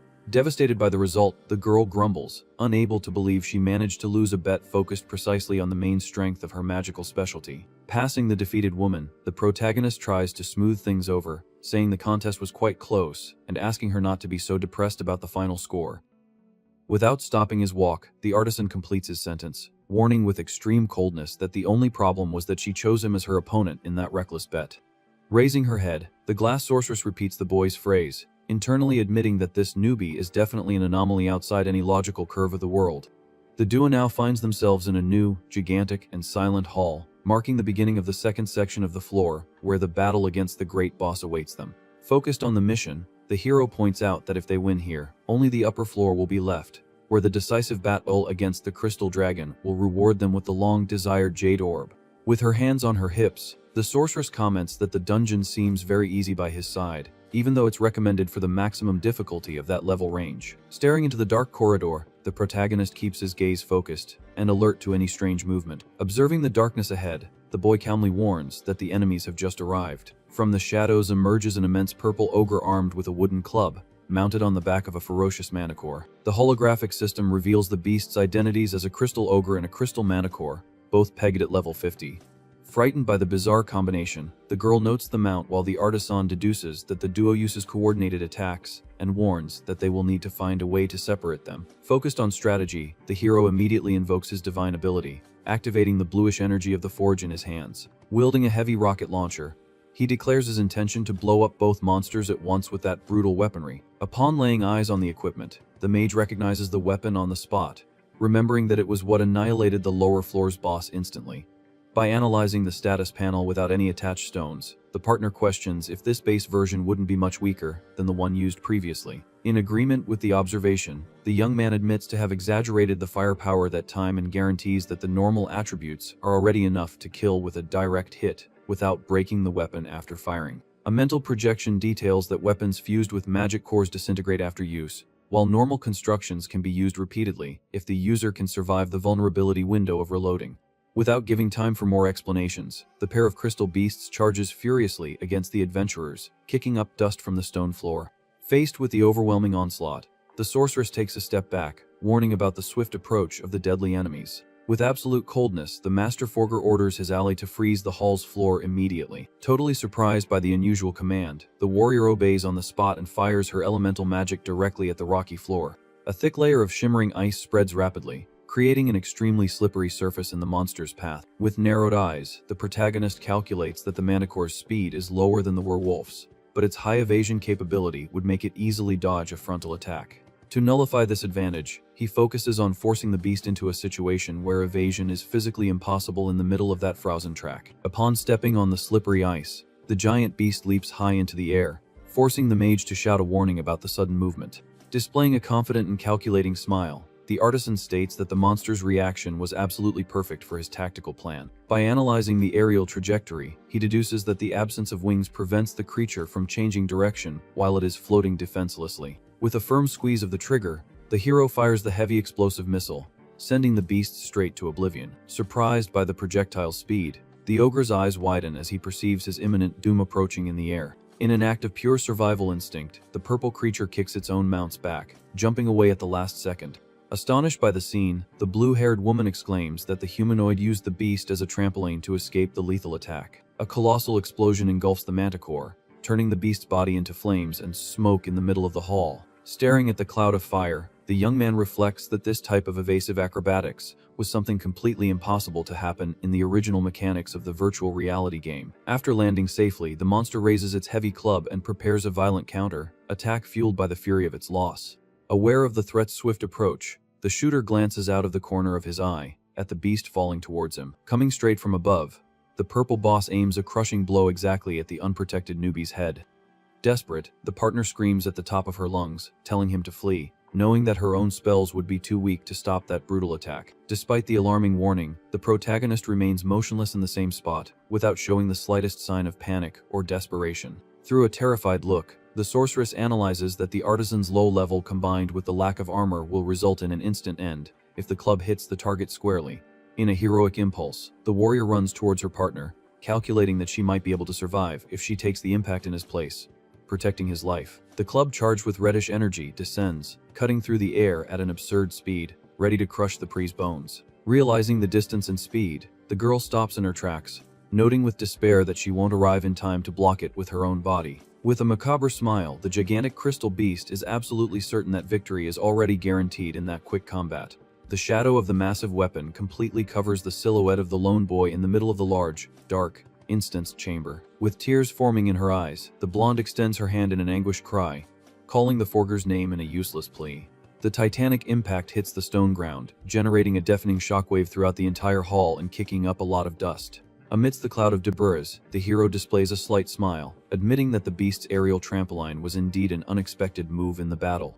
The luminous panel displays the completion of the reload time exactly when a new missile explodes squarely against the humanoid monster's chest. Satisfied with the immediate destruction, the young man states that this scenario of extreme risk occurred exactly according to his initial planning. A second brutal detonation incinerates the purple creature, sweeping the remains of the crystal ogre away from the main combat zone. Protecting her face from the strong gust of wind, the mage's eyes widen, completely stupefied by the explosive turnaround engineered by her partner. Lowering the heavy military firearm, the shooter lets out a long sigh of relief for getting out of that dangerous ambush unscathed. The holographic system announces his advancement to level 26 as the hero comments that this experience gain is perfectly within his mathematical expectations. Walking slowly, the blue-haired warrior confesses that she was sure the ammunition for that weapon had run out right after the first shot. Without losing his cool, the artisan explains that unlike weapons fused with crystals, the common rocket launcher has an automatic reloading function whenever the magazine runs out of bullets. Faced with his partner's relief, he honestly admits that the situation was risky, because if the reload hadn't finished in time, the ogre's fatal attack would have taken him out on the spot. Bothered by his excessive tranquility, the girl points out his coldness, while he retorts that he only remained so because he had already calculated the exact time of the second shot preventively. Upon collecting the small magic core fallen on the ground, the sorceress mutters, impressed, that this newbie always seems to be one step ahead of any adversity in his path. To put the combat behind them, the protagonist directs his gaze towards the enormous staircase, stating that now all that's left is to take down the legend called the Crystal Dragon. As the partner's companion, the mage silently reflects, remembering all the experienced adventurers she had met in the past, entirely focused on using pure brute force. Compared to those old teams, she concludes that she has never met anyone who exuded such an absolute level of confidence and unshakable composure in the most critical hours. This worrying realization makes the woman understand perfectly the obscure reason that led the mastermind mercenaries to put such a high price on the newbie's head. Before a majestic double door adorned with celestial features, the duo finally reaches the main entrance to the upper floors of the grand floating castle. With clenched fists and renewed energy, the red-clad blonde gets excited, proclaiming out loud that the time for the great decisive battle has finally arrived for them. To break the girl's dramatic excitement, the boy just pushes the wooden door, revealing that it is a simple architectural ornament with no real use, causing great strangeness in his companion. Staring at the empty room illuminated by a bluish magical rift, the hero explains that this floor also uses a portal system, but immediately notices the absence of the transport mechanism. With a grim expression, the artisan logically and quickly deduces that the lack of the shining pillar means that another group of adventurers is already inside the final room, fighting. Worried by the sudden revelation, the partner questions the situation, fearing that the worst possible scenario is happening right under their noses. She deduces that a very strong rival squad has already initiated the confrontation against the legendary beast, receiving a dry confirmation from the protagonist about this fact. With her hand on her face, the glass sorceress panics, realizing that if the adversaries win, the duo will be summarily expelled and forced to restart the entire dungeon from scratch. Totally indifferent to the girl's desperation, the newbie just sits on the stone floor, suggesting they use this waiting time to devise a suitable and effective strategy. Outraged by the word strategy, the warrior reveals that the dragon belongs to the epic class and possesses a lethal instant demise spell that nullifies any conventional battle planning. Caught by surprise by the monster's abnormal category, the shooter's eyes widen, asking if she's kidding with that bizarre classification he didn't know about. The holographic system displays a graph explaining that epic beasts are on a much higher level than normal bosses, possessing colossal attributes and unique characteristics depending on the enemy's nature. In a serious tone, the mage details that the exclusive and terrible characteristics of the Crystal Guardian are exactly the immediate extermination attack and a powerful damage limiting barrier. An animation illustrates the girl's explanation, showing that no matter how strong the weapon used is, any destructive value that exceeds the permitted ceiling will be completely blocked by the passive defense system. With this ceiling duly established, the woman concludes that the massive and concentrated fire of the artisan's modern constructions will become practically useless in the final battle. Aware of the challenge's complexity, the young man asks his ally to pay close attention, as he will need her tactical support to deal with the invisible threat of immediate annihilation. The sorceress points out that inside the isolated chamber, infinite hordes of small minions will continue to spawn in successive waves until the gigantic dragon is definitively defeated. Straight to the point, the Master Forger assigns the group's roles, demanding that his partner focus entirely on sweeping the armies of common monsters, while he will assume the exclusive responsibility of taking down the supreme leader. After understanding the situation, the sorceress questions how they will deal with the instant demise attack. Being direct, the protagonist guarantees he will find a way, and tells his partner to take cover behind him when he gives the signal. Before a huge, shining blue portal, the artisan concludes that the previous group's battle is already over, as they themselves were not expelled from the castle. With a dark look, he decrees that the other adventurers were completely annihilated. He then explains that once inside that boss area, escape becomes totally impossible. With sweat running down her face, the blue-haired warrior starts to get very nervous. She realizes the gravity of the tension upon noticing that even skilled veterans were decimated by that lethal spell. Walking calmly through the room, the young man states that everything will be fine. He reinforces that if the two of them follow the strategy to the letter, victory will be guaranteed in the end. With her eyes fixed on her partner's back, the mage decides to put all her faith in him. Glancing out of the corner of his eye, the hero asks her to leave the heavy lifting to him.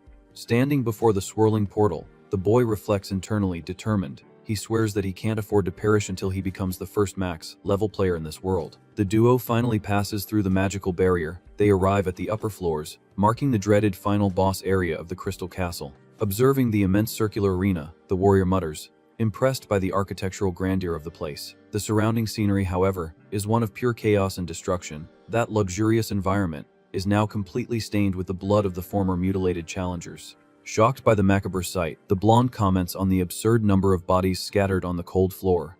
Unfazed by the carnage, the protagonist warns that they don't have time to feel any kind of fear now. At that exact moment, a dense dark energy begins to form in the air, rapidly descending towards them like a cyclone. With the strong winds blowing their clothes, the artisan alerts his partner that the true legend of the dungeon has just shown up. Descending from the hall's heavens, a gigantic crystal dragon reveals its imposing and extremely threatening form. The legendary beast roars with a deafening force. Immediately, the system panel confirms it is the Crystal Dragon, a feared epic class boss at level 50. With wide eyes, the glass sorceress trembles before that overwhelming presence. She mutters in disbelief that she is finally face to face with a monster of that brutal category. Maintaining his unshakable posture, the forger draws his heavy equipment and asks his ally not to be swallowed by the pressure of the enemy's aura. Suddenly, several dark creatures with shining eyes begin to emerge from the shadows around the scene. Focused on the strategy, the hero warns that the colossal beast is not their only problem there. The majestic reptile with shining scales takes flight, circling the arena's pillars, ready to begin the great massacre. With the huge Gatling gun held firmly in his hands, the protagonist reminds his partner that controlling that mob of minions is her total responsibility, receiving confirmation on the spot. Without wasting a single second, the boy pulls the trigger of his destructive invention, firing a dazzling shower of golden bullets into the air. The multiple projectiles hit the dragon's rocky body squarely, causing continuous small explosions and drawing roars of pain from the winged creature. Focused on his aim, the master artisan analyzes the flying beast defense mechanism. He logically deduces that his machine's high rate of fire perfectly nullifies the boss's damage limit barrier. Far away, sweeping away the smaller monsters, the mage is astonished by the overwhelming damage. She can't believe that her lone partner is managing to suppress an epic beast just with a hail of lead. Despite the momentary advantage, the young man displays an extremely analytical expression. He knows perfectly well that this reptile is dangerous, but trusts that exploiting the system's exact weakness will guarantee their victory. Suddenly, the blue-haired warrior interrupts her attack and lets out a sound of pure confusion in the middle of the rush. The thunderous sound of the shots ceases at once as the iron machinery cools down, losing its lethal glow in a critical instant. Staring at the silent barrels of his main weapon, the shooter dryly notes that the contraption's ammunition ran out at the worst possible time. Taking advantage of the gap left by the lack of suppression, the dragon raises its neck and begins to channel a massive amount of shining energy in its throat. Immediately, the protagonist's serene expression transforms into pure shock as he recognizes the legendary beast's characteristic and fatal posture. The young man screams at the top of his lungs, ordering his ally to retreat immediately. He desperately warns that the feared instant annihilation attack is about to be fired. The energy in the monster's maw turns to a dark purple hue, concentrating a gigantic sphere of absolute destruction. The colossal beast spits the deadly spell called Black Death Flame, sweeping the entire arena as the mage screams her partner's name, thinking it's the end. In an impressive reflex, the artisan slams his open hand on the stone floor, activating blue magic rays throughout his body. He takes the front line, invoking the supreme command of his forging class. An immense wall of thick metal sprouts directly from the earth, blocking the purple wave head-on. Cowering in the safety of the steel, the glass sorceress is astonished by the defense built from nothing. Right after protecting themselves from the searing impact, the boy explains that he created a shield with high thermal resistance. He details that the spell loses its lethality if it doesn't touch the targets, revealing the purpose of the loose block in the scene. Crouched behind the temporary protection, the hero coldly plans the next step. He warns that the Gatling gun has finished its automatic reload and promises a heavy counterattack as soon as the enemy flame ceases. However, a sharp crack of yielding metal interrupts the duo's optimistic planning. Terrified, the woman points to the enormous cracks spreading dangerously across the defense plate. Staring at the structural damage, the Master Forger breaks into a cold sweat, realizing the gravity of the situation. He admits to himself that this premature rupture was definitely not in his mathematical calculations. With his eyes narrowed in tension, he tries to process the tactical failure. The newbie concludes that the equipment's durability simply couldn't withstand the continuous thermal pressure of the monstrous breath. Without showing any sign of fatigue, the crystal reptile maintains the dark flow, destroying the steel layer by layer. The thick forged plate finally shatters into thousands of incandescent pieces, leaving the adventurers completely vulnerable in the hall. Faced with the lethal threat, the shooter reasons in milliseconds. Seeking a survival route, he knows that raising another shield will be useless, needing to invent a revolutionary method to survive this chaos. The crushing blast passes through the ruined barrier, drowning the entire stone floor in pure annihilating energy. Punished by the metallic debris, the warrior huddles on the ground, screaming her partner's name in desperation amidst the purple fire. Facing the destructive pillar, the protagonist's face hardens, focused solely on saving his team. Emanating a formidable blue digital aura, the boy vehemently refuses to perish in this forgotten place. In a roar of determination, he summons the luminous particles of his divine ability. The flash quickly condenses between the artisan's hands, materializing a large, red, cylindrical piece of equipment. Watching the new creation emerge, the mage's eyes widen, completely aghast. She stutters, demanding to know what kind of bizarre object that would be at the most critical moment of their lives. The contraption reveals itself as an industrial fire extinguisher fused to a shining bluish magic core. With extreme calm, the boy just pronounces the obvious name of his rescue tool. Directing his gaze to the enemy spell, the inventor justifies his pragmatic logic. He explains that the red container was exactly the first thing his mind associated with the concept of extinguishing flames. To elevate the item's power to an epic level, he inserted the gem obtained from the crystal augur boss into the structure, betting on the combination of technology and dense mana. With the pressurized cylinder in hand, the newbie runs towards the abyss of deadly fire. Despite the logical reasoning, he still harbors a slight doubt as to whether the insane theory will actually work in the practice of this fantasy world. With a wild glint in his eye, the Master Forger places his finger on the metal lever. He asserts that the only way to discover the truth is by betting his own life on his absolute talent for creation. Pointing the nozzle directly at the violent storm, he presses the safety valve's trigger.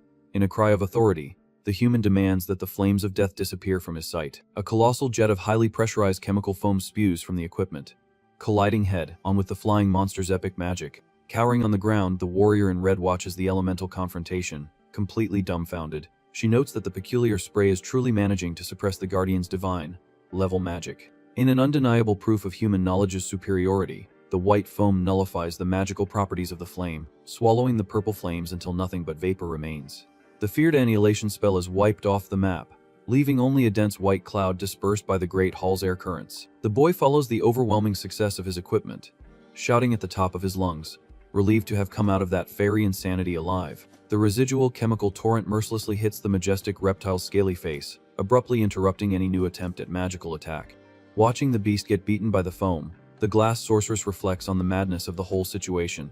She can barely comprehend how a mere metal tube nullified one of the most dangerous spells ever recorded in the guild. Without hiding her surprise, the blonde questions her partner, trying to extract the mysterious secret of that miraculous fire extinguisher. Holding the nozzle of the empty cylinder, the protagonist once again displays his typical ironic and confident smile. He explains didactically that the tool is not a weapon, and was designed purely for the basic task of fighting fire. Unceremoniously abandoning the extinguisher, the young man pulls out the heavy Gatling gun, once again illuminated by blue rays. He declares that the crisis is over for good, officially inaugurating the counterattack phase. Without giving the beast time to breathe, the shooter unloads a new golden shower of luminous projectiles, tearing apart the crystalline carcass of the aerial target.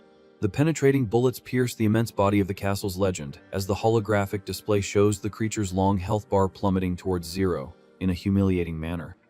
Realizing the clear advantage, the partner clenches her fists excitedly. Getting to her feet, she happily notes that the bizarre tactic of continuous suppression is tearing through the great boss's passive defenses perfectly. Forming a perfect squad, the Forger isolates the primary target in the center of the arena, making space for the mage to prepare her own devastating long-range conjurations. Focused on finishing the job, the Master Forger orders her to ignore the minions scattered around the edges and fire her best spell in a lethal double attack, receiving the woman's immediate assent. Joining her hands with a massive reddish energy, The sorceress fires her destructive blow, tearing through the air directly towards the majestic beast's wounded chest. Like a true steamroller, the young artisan sinks his finger into the brutal rifle's trigger, extinguishing the opponent's last slivers of life in a blink of an eye bathed in magic lead. The shattered body of the Grand Crystal Dragon disintegrates violently in a colossal explosion of shimmering particles, decreeing the unbelievable triumph of the unusual duo against the Legend of the Skies. The immense carcass of the Crystal Dragon dissolves into thousands of shining particles, marking 0 on its health bar after the brutal attack. And blinding explosion of light illuminates the entire scene, confirming through the holographic system that the epic beast has finally been slain. Level up notifications appear in the air, showing that Melissa has risen to 51 while Alan reached 27, and she questions if he wasn't panicking moments before. With his hands in his pockets, the boy walks calmly through the dissipating smoke, stating that it doesn't matter as long as they came out victorious. Bending down on the stone floor, the protagonist collects the shining gem, announcing that he will keep the dragon's magic stone. The sorceress agrees that he can keep that item but nervously asks where the coveted jade dragon's orb would be. Without showing any hurry, the forger points to a light that begins to materialize in the middle of the fog, revealing a treasure chest. The young man explains that the reward appears automatically after the boss falls and announces that he will check the contents immediately. The wooden lid opens, revealing a dark, reddish gem floating, and the panel confirms it is the expected epic class material. Amazed by the treasure's glow, the blue-haired girl kneels near the chest, unable to believe that just the two of them managed to clear that impossible dungeon. In this moment of celebration, our hero's gaze becomes extremely dark, and he tells his partner to wait. Caught by surprise, the warrior lets out a confused murmur as she feels the cold barrel of a firearm touch the back of her head. Keeping the pistol firmly aimed, the artisan warns that as soon as she takes the item, the dungeon will be considered cleared, and both will be instantly teleported out. Sweating nervously, the woman glances out of the corner of her eye, questioning where he is going with that obvious explanation. Displaying a cold expression, the boy asks if by any chance she forgot the terms of the cooperation agreement they made in the desert. With his finger on the trigger, the protagonist demands that his ally fulfill her promise and reveal who sent that squad of assassins after him. Closing her eyes and sweating nervously, the mage acknowledges that this was the deal and promises to tell everything, asking him to put away that dangerous weapon. Letting out a long sigh, the boy lowers the pistol, accepting her peaceful surrender as the sorceress gets up from the floor. Staring seriously at her partner, the woman in red begins the topic about the mysterious person who ordered the newbie's demise. Placing her hand on her hip, the warrior prepares to reveal the great secret she has kept throughout the entire journey.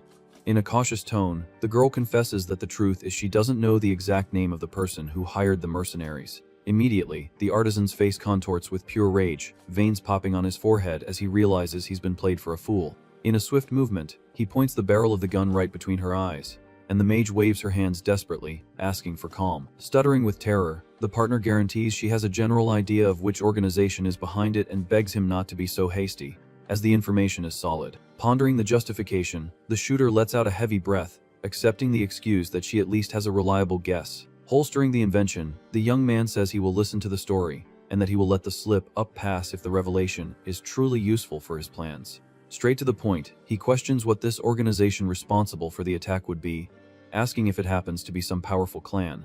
Maintaining a grim expression, the blue-haired warrior denies the assumption, stating that the enemy is something much bigger than a simple group of adventurers. In a tone full of mystery, Melissa reveals that the client is an institution he knows very well, being the Adventurers Guild itself. Upon hearing that name, the Master Forger's eyes widen slightly in surprise, trying to process the unexpected information.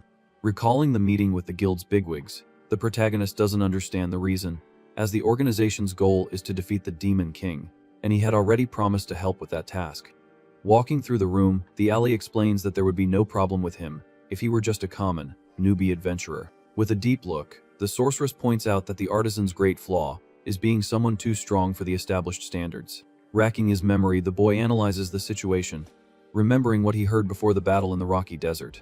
The image of the masked assassin appears in the forger's mind, bringing back the phrase that the people who gave the order hated newbies who broke the power rules of that world. Confirming the suspicion, the mage details that he is much more powerful than anyone at his level, and that if he continues like this, he will end up defeating the Demon King, irritating the people in the guild who don't want that to happen. Staring at the monstrous silhouette of the Dark Lord in his thoughts, the hero questions what the reason would be for someone not to want the demise of that global threat. In a didactic manner, the warrior explains that if the monster perishes, the world will achieve peace, and people will no longer need adventurers, causing the end of the guild itself. Understanding the dirty politics, the young man concludes that the top brass is assassinating talented newbies, just to protect their own luxurious positions, and his partner fully agrees. Adding details, the blue-haired girl points out that not all executives think this way, but rather an extremist group infiltrated, known as the Remnant faction. With a cold gaze, the shooter asks who the leader of this group is, guaranteeing that the problem will be solved if he simply crushes the head of the snake. Shrugging, the woman warns that the great obstacle is that they have no idea who the members are, and the boy lets out a confused murmur. She justifies the mystery by explaining that the faction has no direct connection to the Army of Darkness, acting only in the shadows to delay the king's defeat without committing obvious sabotage. Furthermore, the sorceress reveals that the conspirators could be anyone, like tavern owners, blacksmiths, and clerics, as all these civilians would profit from the endless war. Scratching his hair in irritation, the protagonist grumbles that this situation will be an endless headache if he has to suspect every merchant he meets. Upon hearing this reasoning, the ally supposes that given the level of the hired squad, the mastermind of the desert ambush is certainly an influential executive of the extremist faction. The hero coldly declares that he doesn't care who the culprit is, warning that he will not forgive any unfortunate soul who tries to hinder his leveling progress. Changing the subject, he asks the sorceress to tell him how the other prodigies hunted by the organization deal with the constant attacks from the guild. Indignant at his lack of perception, the girl takes a step back and shouts that she herself is one of those targeted prospects, making the boy turn his face in embarrassment at his gaffe. Coughing to clear the awkward atmosphere, the warrior regains her composure, deciding to focus on what really matters at the moment. Staring into the void with narrowed eyes, the protagonist listens as his ally brings up the subject of how to defend against future assassination attempts. The scene changes to the outside of the flying castle, where dozens of adventurers are ejected from the dungeon in pillars of blue light, completely disoriented. Looking up at the floating structure, the expelled warriors begin to murmur, questioning if some blessed group managed the feat of taking out the epic boss. A gigantic holographic panel materializes in the sky, drawing the attention of the entire crowd gathered on the stone bridge. The display announces that the dragon was defeated by the team of Alan and Melissa, leaving the public shocked that only 2 people cleared the entire place. Discussing the news, the men comment that the victory makes sense as she is an elite mage, but they are very intrigued about the unknown identity of this Alan, who must also be high level. Walking calmly out of the main portal, the duo considers the mission over, and the boy suggests they return to the city immediately.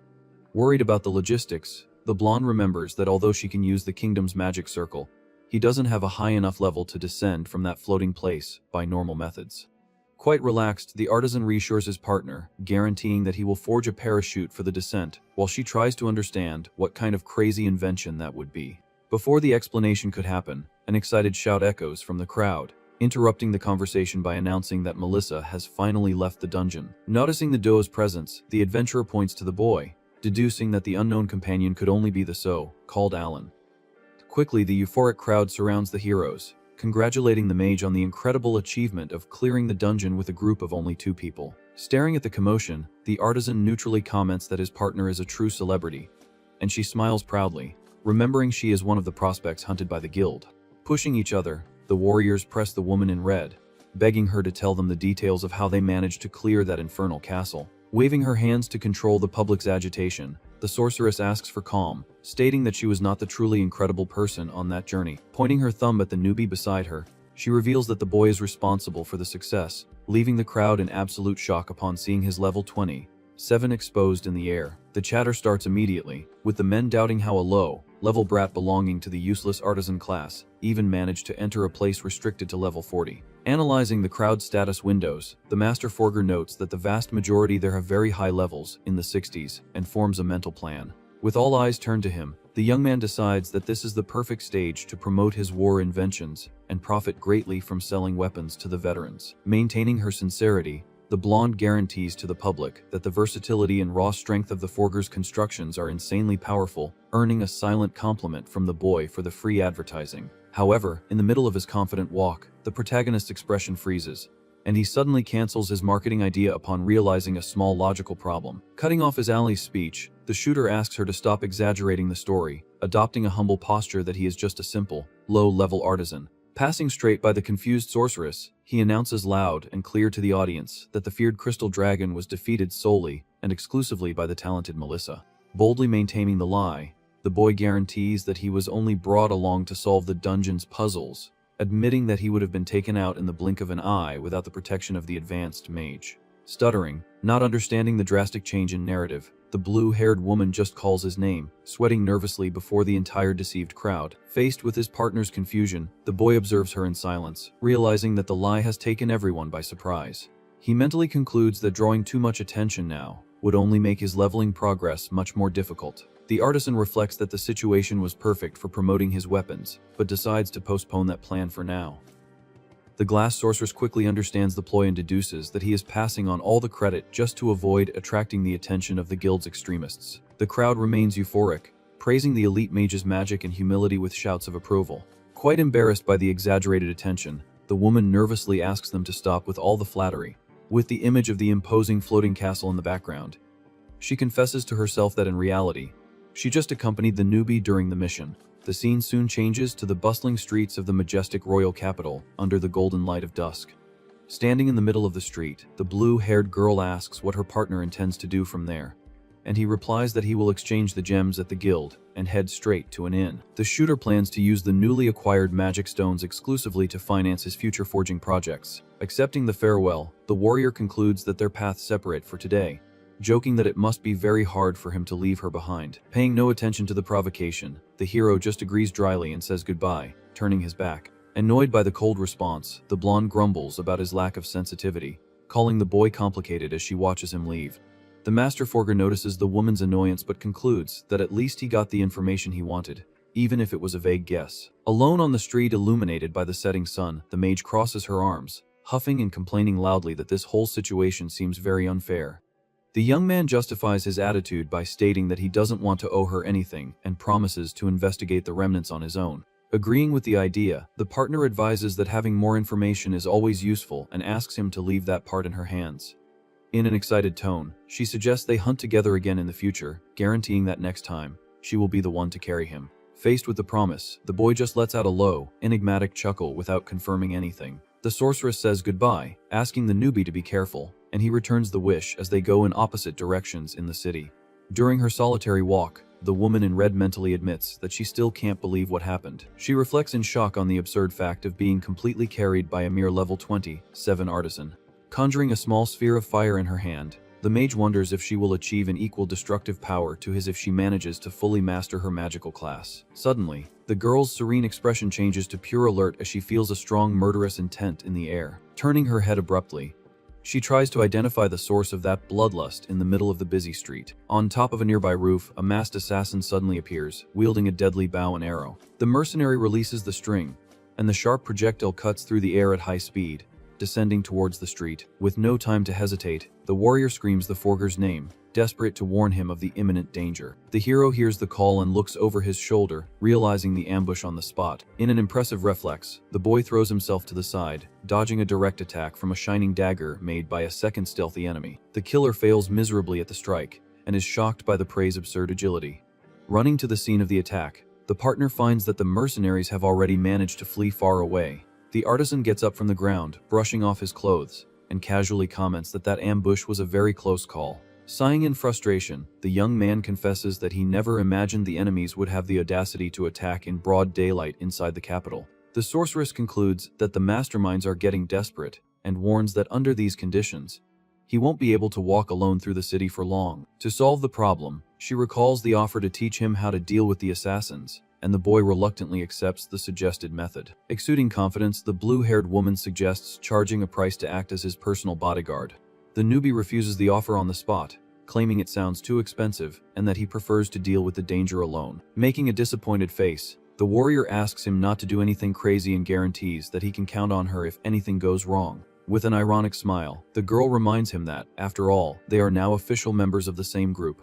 The master forger observes her in silence, recognizing the weight of those words of partnership. Noticing his fixed gaze, the mage asks if he has a problem with them forming a team, but he quickly denies it. Showing determination, the boy warns that he won't forgive her if he ends up getting taken out by some random assassin, as he now considers her a valid companion. Displaying his typical arrogant smile, the protagonist decrees that he will not perish by any means until he reaches the coveted level 999. The red-clad blonde turns and waves in a friendly manner, saying "see you later" as the sun sets in the city. Alone on the street, the artisan feels the breeze on his face and reflects on the unexpected turns of his new life. He recalls the days in the virtual reality game where he focused exclusively on leveling up alone, finding it much easier not to carry dead weight. In a mental vision of his combats, he ponders that having battle companions might not be such a terrible idea after all. Shaking his head, the boy mutters that these sentimental thoughts don't suit his practical personality at all. The hero decides to push these ideas out of his mind and focuses on the immediate priority of finding a solution against the hired killers. On the morning of the next day, the protagonist walks through the streets of the capital under a clear and sunny sky. With a serious expression, he thinks that he never imagined he would need to step into a place like that so soon, but circumstances forced him. The young man stops in front of a large, fortified building, looking like a small castle within the city. The building's facade bears the imposing emblem of the clan association, marking the Forger's new objective. A memory from the previous day emerges, showing the duo talking right after the victory against the Crystal Dragon about countermeasures against the assassins. At that moment, the glass sorceress revealed that the fastest way to protect himself was by joining a clan. The newbie questioned the suggestion, wanting to understand the purpose of joining one of those groups. The partner began to explain that these organizations are formed by adventurers, but he interrupted her, saying he already knew the basics. What the shooter really wanted to understand was how exactly this affiliation would help to ward off the mercenaries hired by the guild. Using nature as an example, the woman compared the tactic to a herd of animals, explaining that safety lies precisely in moving in large numbers. Concluding her reasoning, the warrior recommended that he join a large-scale, high-level clan, as these factions have connections with influential people. The boy repeats the phrase about people in power with a dark and calculating look. In his mind, the image of the guild's suited leader appears, remembering that the man with glasses had also suggested joining a clan sponsored by him. The sorceress finished her advice by stating that the affiliation would guarantee his physical safety and at the same time allow him to gather vital information about the enemies. Back in the present, the Master Forger crosses the double doors and enters the crowded lobby of the association. Observing the chaotic movement, the young man wonders how he will find and join exactly the type of organization he is looking for. As he walks, the other adventurers begin to recognize him and whisper in surprise that the newbie is not yet associated with any group. One of the guys comments that he is very famous among adventurers of the general category, spreading the buzz around the place. The artisan's fame runs wild, with people remembering that he recently shattered the absolute record of the Wolf Mine. Others whisper with wonder that he is the mysterious Forger who cleared the Sky Castle accompanied only by the elite mage the day before. Ignoring the gossip, the protagonist analyzes the hall's structure and realizes that there are separate reception counters for each clan category. The system explains that the classification defines the group's main objective, such as the conquest type, focused entirely on clearing dungeons. There are also specializations in social defense, collection and subjugation, in addition to the multifaceted type that encompasses all activities without restrictions. With his hands in his pocket, the hero notes that the desks dedicated to the general, conquest, and subjugation categories are by far the most sought after by the public. Despite the crowd, he shrugs, stating that the popularity of the functions is of no importance to his plans, and advances through the hall. Approached in the middle of the hall, the artisan turns his head, surprised by a robust warrior who calls his attention. Maintaining his calm posture, the boy stares at the stranger and directly asks for his identity. The blond man gives a wide smile, surrounded by his group, revealing himself to be the master of the conquest type clan called Gazelles.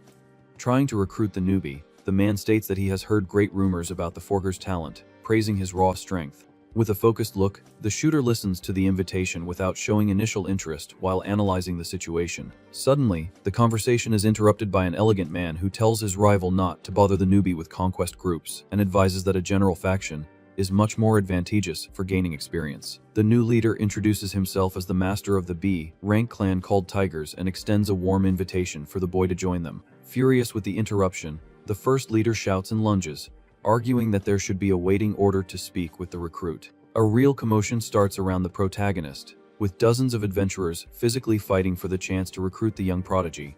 Observing the fight, one of the onlookers comments that he is astonished by so much fuss over a level 27 guy, deducing that he must possess a valuable secret. Influenced by the buzz, other group leaders begin to consider the idea of also entering the dispute to recruit the boy at all costs. With shouts from all sides, a third adventurer boasts, offering a spot in an A-rank clan, justifying that the number of members is what matters most in the end. Staring at all that commotion, the hero lets out a sigh, asking everyone to be silent for a brief moment.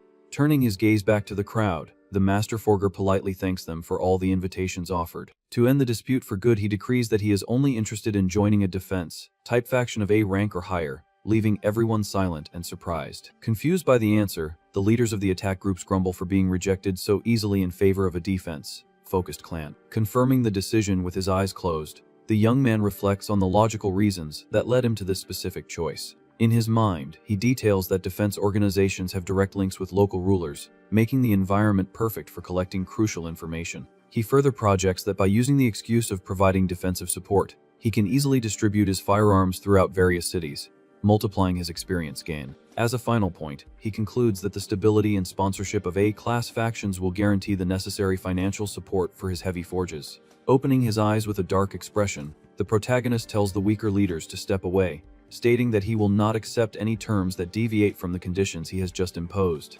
Annoyed by the blunt rejection, the adventurers retreat in silence, abandoning the idea of trying to convince him. The hall quickly empties around the hero, confirming that the high requirements have scared off almost all interested parties in the place. Observing the rapid exodus, the young man mutters in surprise that the crowd gave up faster than he had imagined and wonders if anyone will be left. A single man in heavy armor slowly approaches with metallic steps, saying that although everyone failed to meet the imposed conditions, he himself meets them all perfectly. Turning his face to the stranger, the artisan calmly stares at him, asking him to introduce himself and state which clan he belongs to. With an affable smile and a respectful pose, the silver-armored warrior reveals that his name is Flynn. Displaying an imposing aura, the man proudly identifies himself as the official master of the Holy Guardian clan. Analyzing the floating information, the newbie's eyes widen in astonishment upon realizing that the man is at an absurd level 378, which is very rare in that world. Approaching, Flynn questions if he is absolutely sure he wants to be part of the team, warning that the defensive discipline is severe and they cannot offer special treatment to anyone. Maintaining a calm demeanor, the glass sorceress had previously advised him to accept the trial period, claiming it would make it easier to leave if he didn't like the environment, and the hero remembers this at that moment. Direct and pragmatic, the boy informs the big guy that he would like to be part of the group if the initial affiliation is just a trial phase. Summoning the digital contract panel, Flynn readily agrees, stating that compatibility between parties is essential for defensive work to function. A holographic notification appears in the boy's field of vision, confirming the formal invitation and awaiting his acceptance. Pressing the blue button on the screen, the protagonist confirms his official affiliation to the squad with a quick click. With the formality concluded, the two shake hands cordially, sealing the deal, and the leader welcomes the new recruit. Already pointing to the exit, the master proposes that they immediately head to the headquarters to discuss the rules in detail. The guild's headquarters displays a huge and luxurious mansion, proving the financial status of a high-level faction in the capital. In the leader's private office, Flynn stands behind the imposing desk, while the forger waits on his feet, awaiting instructions. Starting the conversation, the big guy questions if the newbie understands exactly the function of his type of clan, and how the organization works in general. Logically, the artisan replies that their main obligation is to patrol cities and towns, being the first line of defense responsible for intercepting troops from the demonic army, and the master agrees. Satisfied with the correct answer, Flynn announces that he will begin the explanation by listing that the squad invariably operates in tactical squads of 3 members each, always balanced by level. The young man shakes his head, interrupting the explanation, and dryly asks if this means he is forbidden from hunting alone. Closing his eyes, the warrior leader confirms that the organization's rules do not allow for solo actions during tactical rounds. Immediately, the protagonist's gaze darkens as he understands that being stuck in a leveled group will be a major delay for his main goal of leveling up quickly. Resuming his focus, Flynn details that for now, the newbie's initial tasks will be restricted only to preventive rounds through the safe streets of the city itself, not authorizing him for defensive missions until his level has evolved. Internally furious, the artisan concludes that with these monotonous patrol rules, he will never gain the necessary experience to raise his levels, besides remaining a target for the disguised terrorists within the capital's walls. Ending the formal explanation, the master asks if there are any remaining questions, and the forger remains in absolute silence, processing all the bad news at once. Reflecting cautiously, the boy ponders that even if he leaves the guild, the problem with the executives would continue, but to profit from the distribution of his war weapons, he needs to focus specifically on those risky missions. Feeling the tension in the air, the blond man displays a slight smile, questioning if there was something wrong with the established conditions. Sighing exhaustedly, the young man realizes there is no other way out than to force his own rules and try for a better deal. Facing the leader, he states that he has no doubts about the orders received but points out incisively that he has an urgent request to make at the moment.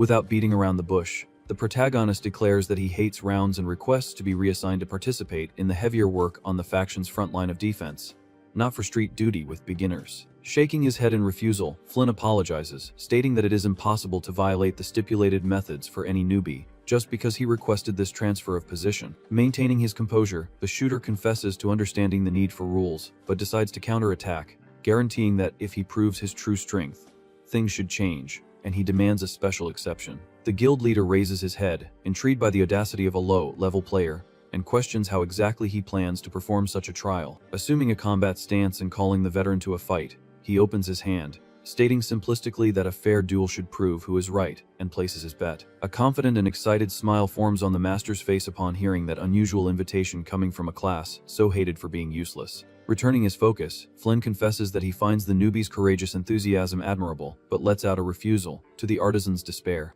With his face turned away, the blonde decrees the refusal of the bet on the spot, breaking the tense atmosphere of the environment, leaving the young man frustrated with the cancellation of his strategy. Outraged by the immediate rejection, the forger asks why he refused the combat. The master coldly replies that the proposal has absolutely no advantageous benefit for his side. Adopting a calm tone, Flynn suggests that the recruit dedicate at least a week to the standard rules to try to adapt to the service before demanding changes in his routine in the newly joined organization. Reluctantly, the protagonist yields and accepts the proposal to observe how the team acts, but reminds the master that the affiliation is temporary, so he can leave if something doesn't please him along the way. Frowning, the shooter concludes in his thoughts that stretching the useless discussion would only bring him more headaches, and decides to let it go. Suddenly, knocks are heard on the wooden office door, drawing the attention of both. The giant blonde man smiles at the newbie and announces that the members of his first squad have finally arrived in the room to introduce themselves, and he asks, confused, who these people at the door could be, and receives permission for them to enter. The heavy double door of the office opens slowly, revealing the new allies. With a focused and suspicious look, the hero assesses the silhouettes, believing they would be from the group's elite, who would be monitoring his steps from that moment on. Beside the room's entrance, Flynn introduces the lancers Noki and Hina, and the two warriors, armed to the teeth, stand proudly on the carpet. In a very lively and loud tone, the red-haired swordsman named Noki greets everyone in the place while displaying his badge with level 55 on his chest. Next, his partner Hina, with a contagious smile, extends her hand in a friendly greeting, revealing her level 40 on the system panel, and the hero stares at the information of his new colleagues with a bored look. With veins popping on his forehead from pure indignation, the protagonist grinds his teeth, noticing the absurd level difference of that team, deducing that he will have to patrol the entire village accompanied by these pathetic beginners in the formed squad. At the room's meeting, Flynn patiently clarified that the tactical balancing in trios leveled everyone based on the lowest member, and that due to this, he had to put the duo on the team to fill the required spots from the base. But the justification fails and the distrust only grows. Immediately, the flashy boy questions the newbie's tactical ability upon realizing that his sloppy appearance doesn't fit the rigid established rules at all, stating loudly and clearly that this skinny guy seems incredibly weak in combat in the main squad. Interrupting his colleague's talk, the girl asks him to wait a bit, calling his attitude totally rude. With a serene smile, Master Flynn explains that despite the low level, the newbie is quite famous in the city streets. Curious about the information, the swordsman questions if the boy really has notable skills even though he is only at level 27. Immediately, it dawns on him, and the veteran is shocked to realize that the artisan class is the worst of all. Thoughtfully, the girl's eyes widen, deducing that this must be the famous Alan. Not understanding anything, her red-haired colleague asks which person she is talking about while the protagonist just watches the scene with a bored face. Very excited, the healer tells that he was the one responsible for clearing the Crystal Sky Castle the day before with Miss Melissa, leaving her partner shocked by the feat of a mere artisan. Maintaining his tranquility, the squad leader closes his eyes and comments that this feat is truly impressive. Our hero asks if the big guy also had no idea who he was, receiving a sheepish laugh as an apology. The blonde warrior justifies that he only peeked in the clan association out of curiosity due to the large crowd gathered, revealing that he was the only one left there after the newbie's absurd demands. Without losing his pose, the young man concludes that the master accepted him anyway because he thought all that fame meant great talent. With her eyes shining with excitement, the girl asks the leader if they can really form a group with someone so amazing. Seething with envy, the swordsman grumbles that the artisan was probably carried by the sorceress, who could clear the place alone. He argues that the woman has always called herself a rising star and must be telling the truth, while the forger just listens to the provocation in silence. To break the tense atmosphere, Flynn suggests that the trio go out for a hunt at that very moment to understand each other's abilities. Quickly, the duo accepts the leader's proposal, showing great excitement for their first joint mission. Approaching, the red-haired boy places his hand on the newbie's shoulder and warns mockingly that this is his only chance to admit that he's weak. Annoyed by the attitude, the protagonist finds it irritating that the veteran picks a fight for no reason and decides to just flatter him to end the matter quickly. Through pure irony, the boy fully agrees, stating that the sorceress dominated the dungeon alone and that he was just a useless parasite on the journey. Displaying an extremely proud smile, the swordsman beats his chest, celebrating that his theory was completely right from the beginning. Patting his companion on the back, the veteran tells the newbie not to worry and to leave all the heavy lifting to him, while the artisan laments the sudden intimacy. After saying goodbye at the mansion's door, the trio finally sets off for their first official hunt through the city streets. Alone in the office, the master smiles, realizing that the young forger is a terrible liar, as someone at level 27 could never even reach the floating castle. With a deep look, the experienced warrior concludes that an adventurer capable of making the impossible a reality is definitely not a mere parasite. The scene changes to a dense, dark forest indicated by the system as the Forest Events, recommended for level 35, and the squad leader asks if the newbie knows the place. Maintaining a neutral expression, the protagonist denies any practical knowledge, internally revealing that he always avoided that area in his old game because the experience reward was real trash. In command of the group, the red-haired man explains that the place is infested with monstrous trees impossible to detect with the naked eye without specific skills. Using logic, the shooter points out that lance warriors don't have tracking magic and suggests forging some visual equipment to facilitate the work. Exuding confidence, the veteran tells the newbie not to underestimate the duo, guaranteeing that those wooden creatures pose no threat. Suddenly, our hero's gaze shifts, and he perceives something dangerous moving stealthily in the forest gloom. Two enormous red eyes glow in the darkness, and the boy calmly tells his colleague to look to his left. From the shadows, a gigantic and frightening monstrous tree charges violently at the group, taking the red-haired warrior completely by surprise. Worried by the sudden attack, the girl desperately asks if her partner is injured. Displaying an excited smile, the veteran confirms that he is in perfect condition, ready for combat. In a quick call to his companion, the duo charges fearlessly against the creature leveled at 35. Faced with the threat, the wooden monster lets out a dark roar, opening its huge serrated maw. With lances held firmly, the two warriors run in sync, cutting through the wind towards the giant target. Through extremely agile spins with their weapons, they prepare a coordinated close-range assault. At an impressive speed, the duo delivers a veritable storm of thrusts, piercing the beast's trunk from all sides. Observing the tactic, our protagonist analyzes the movement, noting that this is exactly how a typical adventurer from that world should fight. Glancing over his shoulder with an arrogant smile, the squad leader tells the newbie to pay close attention to this impeccable teamwork. Without showing any surprise, the master forger just gives a lukewarm compliment, irritating his partner, who was expecting a shocked reaction. To cut the distraction, the healer demands that the red-haired man maintain his focus on the battle to finish the job once and for all. Heeding the order, the veteran spins his heavy lance with full force, preparing the definitive blow. Positioned before the colossal beast, the two allies prepare to withstand the enraged monster's retaliation. In the blink of an eye, the protagonist's expression changes as he hears suspicious noises coming from right behind the group. The forest's gloom reveals dozens of red eyes, confirming that an entire horde of cursed trees has silently surrounded them. Oblivious to the rear danger, the red-haired leader encourages the newbie to try to fight, promising cover if the situation gets out of control. With a confident smile, the young man states that this guarantee is very comforting and decides to show a bit of his work. Without wasting time, he immediately invokes his divine ability, concentrating intense rays of blue energy in the palm of his hand. The light condenses into a gigantic and heavy Gatling gun, illuminating the darkness of the scene. Completely stupefied, the veteran duo questions what kind of bizarre object that is, guessing it's a peculiar weapon. With the legion of monsters rapidly approaching, the shooter reflects that he could use a thermal sight to identify the stealthy enemies. Scrapping his own idea, he fixes a merciless gaze and concludes that tracking individual targets doesn't matter if he simply sweeps the entire area at once. With a firm squeeze of the trigger, the master forger fires a veritable golden storm, blinding everyone in the middle of the dense woods.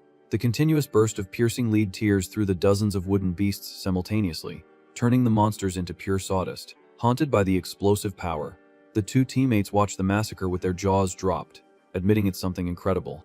A huge trail of destruction cuts through the forest, completely eradicating any and all threats that were hidden in that dark corridor. With his face turned in a friendly smile, the boy casually states that he managed to handle it, and thanks the fake senior. Totally paralyzed by shock and terror, the warrior's eyes widen, realizing that the supposed parasite possesses a firepower far beyond human comprehension. Excited, the girl praises the newbie's raw strength while her red-haired partner stutters, trying to hide his shock, calling the feat a decent job. Suddenly, heavy footsteps crush the dry grass, catching the entire group's attention. The Forger's expression hardens as he hears a dark voice warning that it had finally found him in the darkness. A threatening silhouette stops in the middle of the clearing, staring lithely at our protagonist. The mysterious invader reveals himself with a murderous aura and a sick smile on his face. With wide eyes bordering on madness, the swordsman Lucas greets the artisan, celebrating the unexpected reunion. Faced with the psychopathic expression, the hero displays only a look of pure boredom, without the slightest drop of concern. To break all the tension, the boy asks with the utmost indifference who the heck that guy in front of him is. Seething with hatred at the affront, the thug bellows at the top of his lungs, asking how he dares to forget the great warrior Lucas. In complete silence, the shooter listens to the brute complain about the humiliation suffered in breaking the dungeon record, while his teammates break into a cold sweat from the intimidating presence. Exuding superiority, the villain points to his own digital panel, demanding that the newbie observe his new level of 73. In a quick memory search for the scenes from the Wolf Cave, the young man perfectly recalls that the thug was stuck at level 65. With a wicked smile, the swordsman scoffs, believing he has instilled fear, but the boy retorts dryly that he only looked because he was forced to. With his back to the enemy, the protagonist silently reflects that evolving 8 whole levels in the span of just 1 week is something very unusual. Through a shrewd look, he concludes that such rapid growth in a high-level range completely contradicts the known efficiency standards in this fantasy world. Seething with hatred, the swordsman bellows at the top of his lungs, guaranteeing that all of this was planned exclusively to defeat the Forger. Staring at the situation with pure boredom, the protagonist questions how his rival intends to resolve this, since they are not in an instanced dungeon to compete for clear time. Drawing his sword from its sheath, the thug warns that he won't do anything boring like that and demands a 1-1 duel right there. With a sidelong glance, the boy casually inquires about the whereabouts of the bully's partners.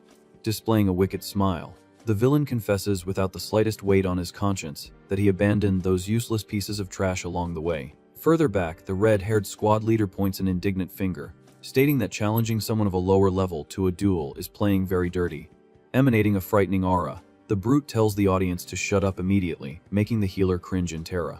The young artisan summons his pistol with a bluish digital light and agrees to the clash, warning that the opponent's disadvantage will be too great in a direct duel. With a mocking smile, the mercenary tells the boy to stop acting tough, as he has already discovered the secret behind that so-called firearm. He reveals he threatened the guys from the wolf mine to get the information that the equipment is lethal against monsters but totally useless against humans. Sticking his tongue out in an extreme gesture of provocation, the thug scoffs, suggesting the newbie forge a sword too, if he wants any chance of victory. Without any ceremony, the shooter points the pistol forward and pulls the trigger, firing a quick shot. The projectile cuts through the air, buzzing dangerously close to the convinced adversary's head. A sharp cry of pain echoes through the forest as blood spurts from the swordsman's torn ear. Holding the still, smoking weapon, the hero apologizes with a cold expression, warning that the bully's intelligence is completely outdated.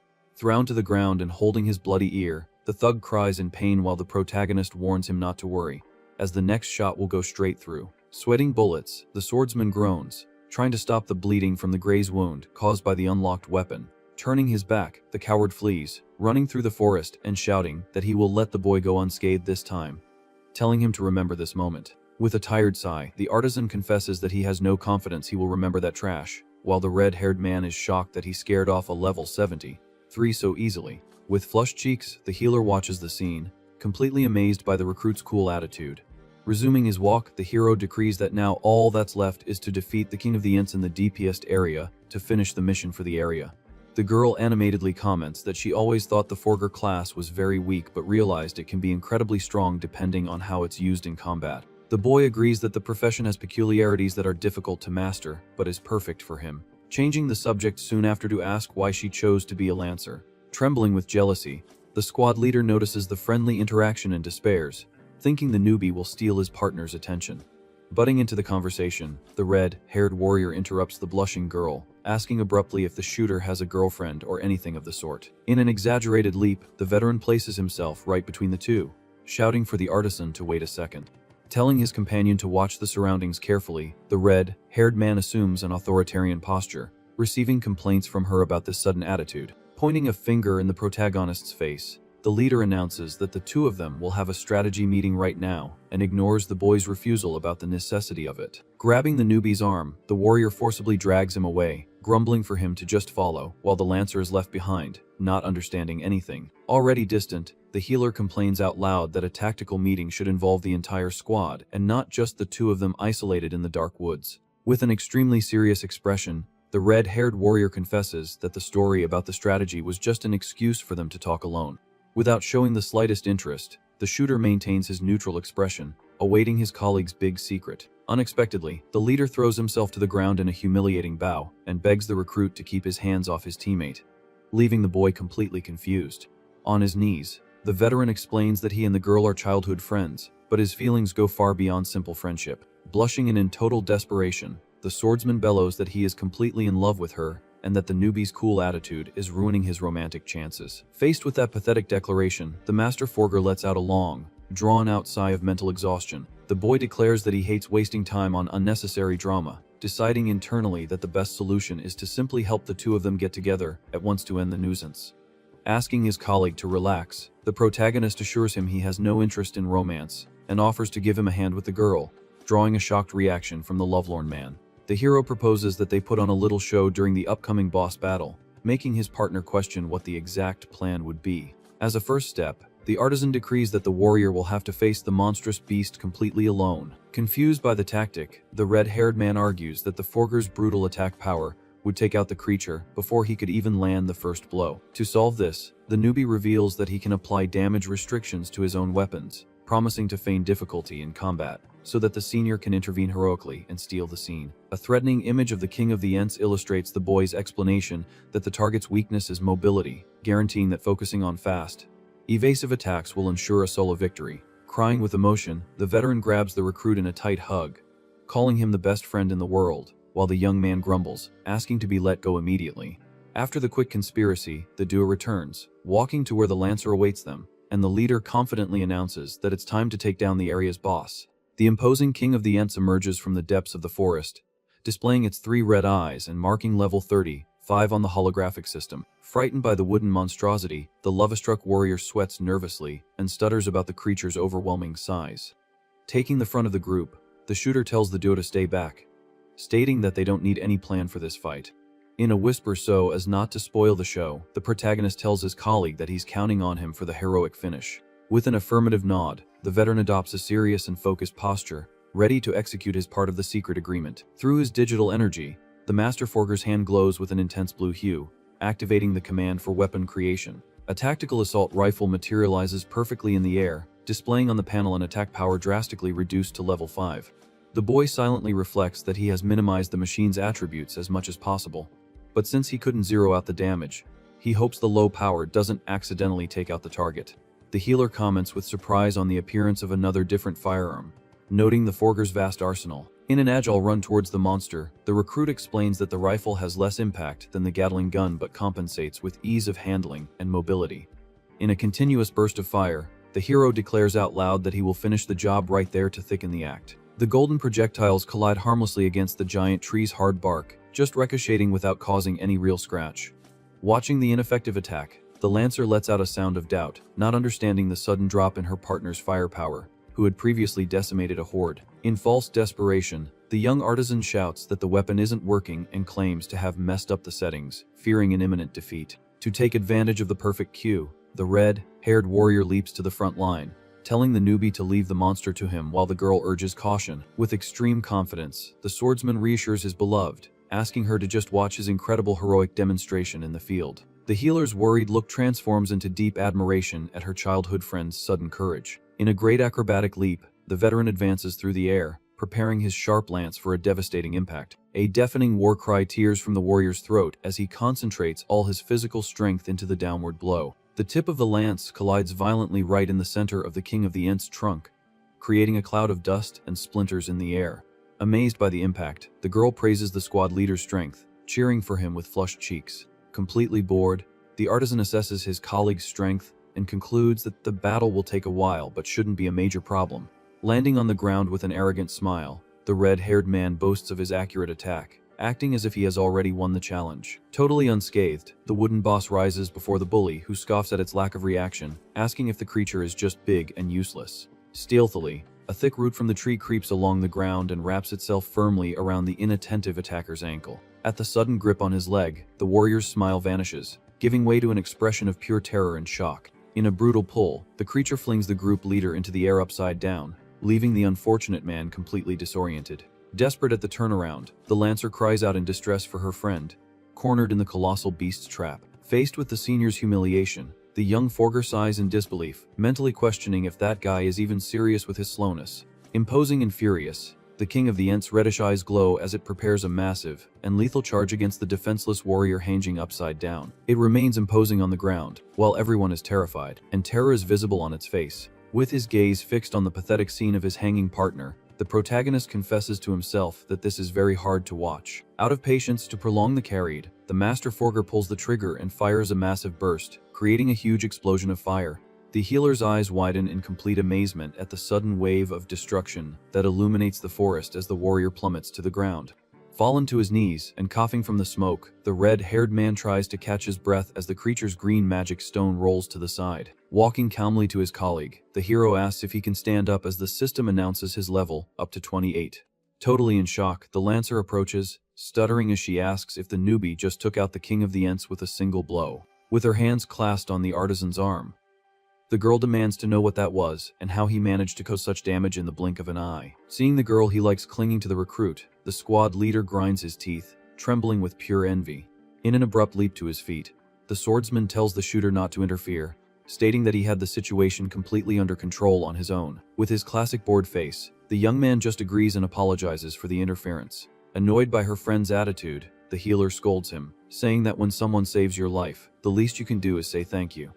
The blonde continues calling the red-haired man an idiot and slow, leaving the veteran completely devastated and groaning in frustration. Turning to the protagonist, the girl deeply apologizes for her colleague's enormous lack of manners. In his mind, the boy reflects that his partner is a bit clueless, but understands his desire to look cool in front of the girl he loves. To worsen the jealousy, the Lancer once again praises the newbie, saying that even though he had difficulties at first, he managed to take down the monster easily in the end. In an effort to help his partner, the protagonist invents that the kill was only possible because the red man had already cornered the beast. Confused, the girl repeats the word, and the shooter confirms, guaranteeing that he just delivered the final blow, and that the victory belongs entirely to the veteran. Aware of the cue, the swordsman puffs out his chest and boasts that he almost defeated the creature, asking for confirmation from the newbie, who just laments having interfered. Under a fixed gaze on the recruit's calm face, the healer remains thoughtful for a few seconds. Suddenly, she throws herself onto his arm again, praising him for being so strong and humble while the red-haired man panics. With flushed cheeks, the Lancer invites the hero to go out alone and eat something in the city, as she wants to get to know him better. Upon hearing the romantic invitation, the squad leader's spirit simply abandons his body, decreeing his figurative demise. On the way back, the girl walks, clinging to the artisan's arm while he sighs in annoyance that this whole situation has become a huge headache. The scene changes to the interior of the majestic headquarters of the Holy Guardian clan, where the trio presents themselves before the master's desk. Sporting a satisfied smile, the large blonde man asks how the newbie's performance was on the hunt. Completely excited, the red-haired man reports the explosions that took down the boss and reveals that the Forger scared off a level 73 swordsman, leaving the leader confused. In a serious posture, the protagonist explains that a guy he had problems with in the wolf mine tried to pick a fight in the forest. Thoughtfully, the master deduces the troublemaker's identity on the spot, citing the name Lucas, and the boy questions if he knows the figure. The armored veteran reveals that the thug has caused problems for guild members in the past, forcing them to investigate his dirty history. As a final piece of advice, Flynn suggests that the young man use the clan's name if he is bothered again to avoid headaches, and the recruit agrees with the idea. In silence, the shooter concludes that this is exactly the great power of intimidation that a high-ranking organization possesses. Happy with the outcome, the large blonde man smiles, saying he is relieved that everyone returned from the mission safely. After praising the group for their good work, the leader dismisses them, and the trio responds in unison, agreeing with the duty fulfilled. Very excited, the healer suggests that the four of them go out to dinner together, and turn the occasion into a welcome party for the newbie. Unfortunately, the master refuses the invitation, justifying that he still has a lot of paperwork to resolve in the office, leaving the girl disappointed. Without losing her spirit, the Lancer decrees that the night outing will then be just between her and the Forger, making the red haired man let out a cry of indignation. Cutting the fun short, the blonde man warns them not to stay out too late, as he already has a job lined up for the group the next day. Surprised by the speed, the hero questions if an emergency has occurred for them to be called so soon. With his face resting in his hands, the experienced warrior explains that an official request has just arrived, addressed directly to that squad. The partner celebrates the news while the leader corrects the information, saying that the request was made specifically for the young artisan. Pointing a finger at himself, the boy is confused, and the girl praises him, amazed that he was requested on his very first day of work. Adopting a serious tone, Flynn warns that it is not a standard defense mission, but rather a very peculiar request, making the boy ask for details. The master tells that the client demanded the distribution of the peculiar forged equipment to the local residents, while the girl proudly comments that the inventions are called firearms. With his gaze turned downwards, the master forger summarizes the order, asking if the mission consists solely of delivering his weaponry. Agreeing with the summary, the leader reveals that the destination of this special trip will be the border town called Beyondall. Astonished by the destination, the healer asks if that place isn't the city on the front line that lives in constant war against the enemy army. In confirmation of the information, the blonde man argues that it is precisely for this reason that the local leader, named Olivia, wants her residents to fight armed with the newbies' forges. Reinforcing the danger, the clan master repeats that it is not a common patrol and leaves the artisan free to refuse the offer if he doesn't feel prepared. Without a second thought, the protagonist accepts the job on the spot, exuding confidence. Mentally, the young man celebrates the blessing of this opportunity, as freely spreading his inventions on the front line will cause his level to skyrocket passively and efficiently. Satisfied with the recruit's courage, the big man announces that he will confirm the request and questions if the acceptance means he is now a full member of the clan. The shooter agrees nonchalantly, confessing that he had even forgotten the detail of being only in a trial period. Suddenly, a click illuminates the boy's mind, and he narrows his eyes, finding it extremely suspicious that a distant leader knows a newbie in a trial phase. Rising from his chair, Flynn orders the trio to depart the next morning with travel costs paid, but the hero suggests going alone, and is immediately reminded of the unbreakable rule of working in trios. Back on the master forger's arm, the Lancer invites him to explore the city together as soon as they finish the job, receiving a look of pure exhaustion. Trying to get rid of the girl, the shooter suggests she take the tourist trip accompanied by the red-haired man. Against the suggested idea, the girl bellows vehemently that she wants to go only with him, breaking her childhood friend's heart, while the master scolds her for her lack of consideration. Worn out by mental exhaustion, the protagonist sighs and confirms his presence on the next day's mission, ending the matter. The trio turns to leave the room, with the girl excitedly calling the newbie towards the wooden door. In an abrupt stop at the exit, the young man turns his head and asks to ask one last question to the blonde veteran, who listens attentively. Very cautiously, the recruit questions how the so-called client already knew that he had joined that organization, since he was only on a verbal trial day.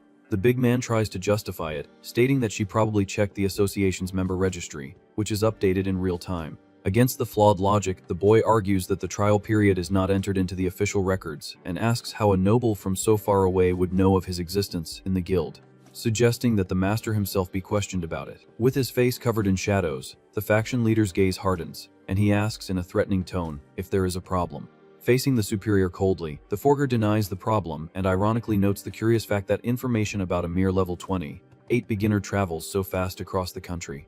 Through a sinister laugh, the veteran points out that this curiosity sounds like a serious accusation and challenges the newbie to refuse the job if he is dissatisfied. Behind the closed door, the shooter guarantees that he will carry out the task while Flynn mutters alone in the office that he will resolve everything perfectly. The evening light bathes the city's castle towers, marking the end of the workday at that turbulent headquarters. In the barracks corridors, the Lancer notices the recruit's heavy expression and asks if something is bothering him, but he brushes it off on the spot. Lost in his own thoughts, the protagonist assesses that being requested so specifically and quickly is a blatant trap.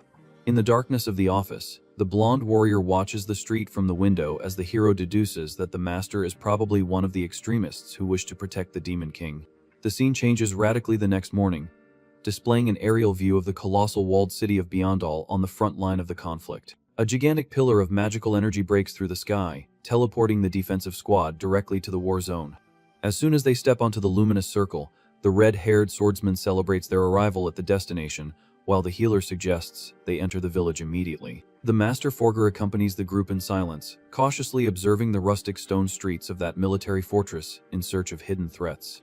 Walking through the stone streets, the healer observes the deserted environment and worriedly comments that there is no pedestrian movement and the shops aren't even open. Looking at the walls, the girl notices the dejected posture of the guards and points out that even the soldiers seem to be completely exhausted. With his gaze fixed on the horizon, the master forger assesses the tense atmosphere of the fortress and mentally concludes that the situation of the place does not look good at all. Suddenly, the trio's walk is interrupted by a loud shout from above.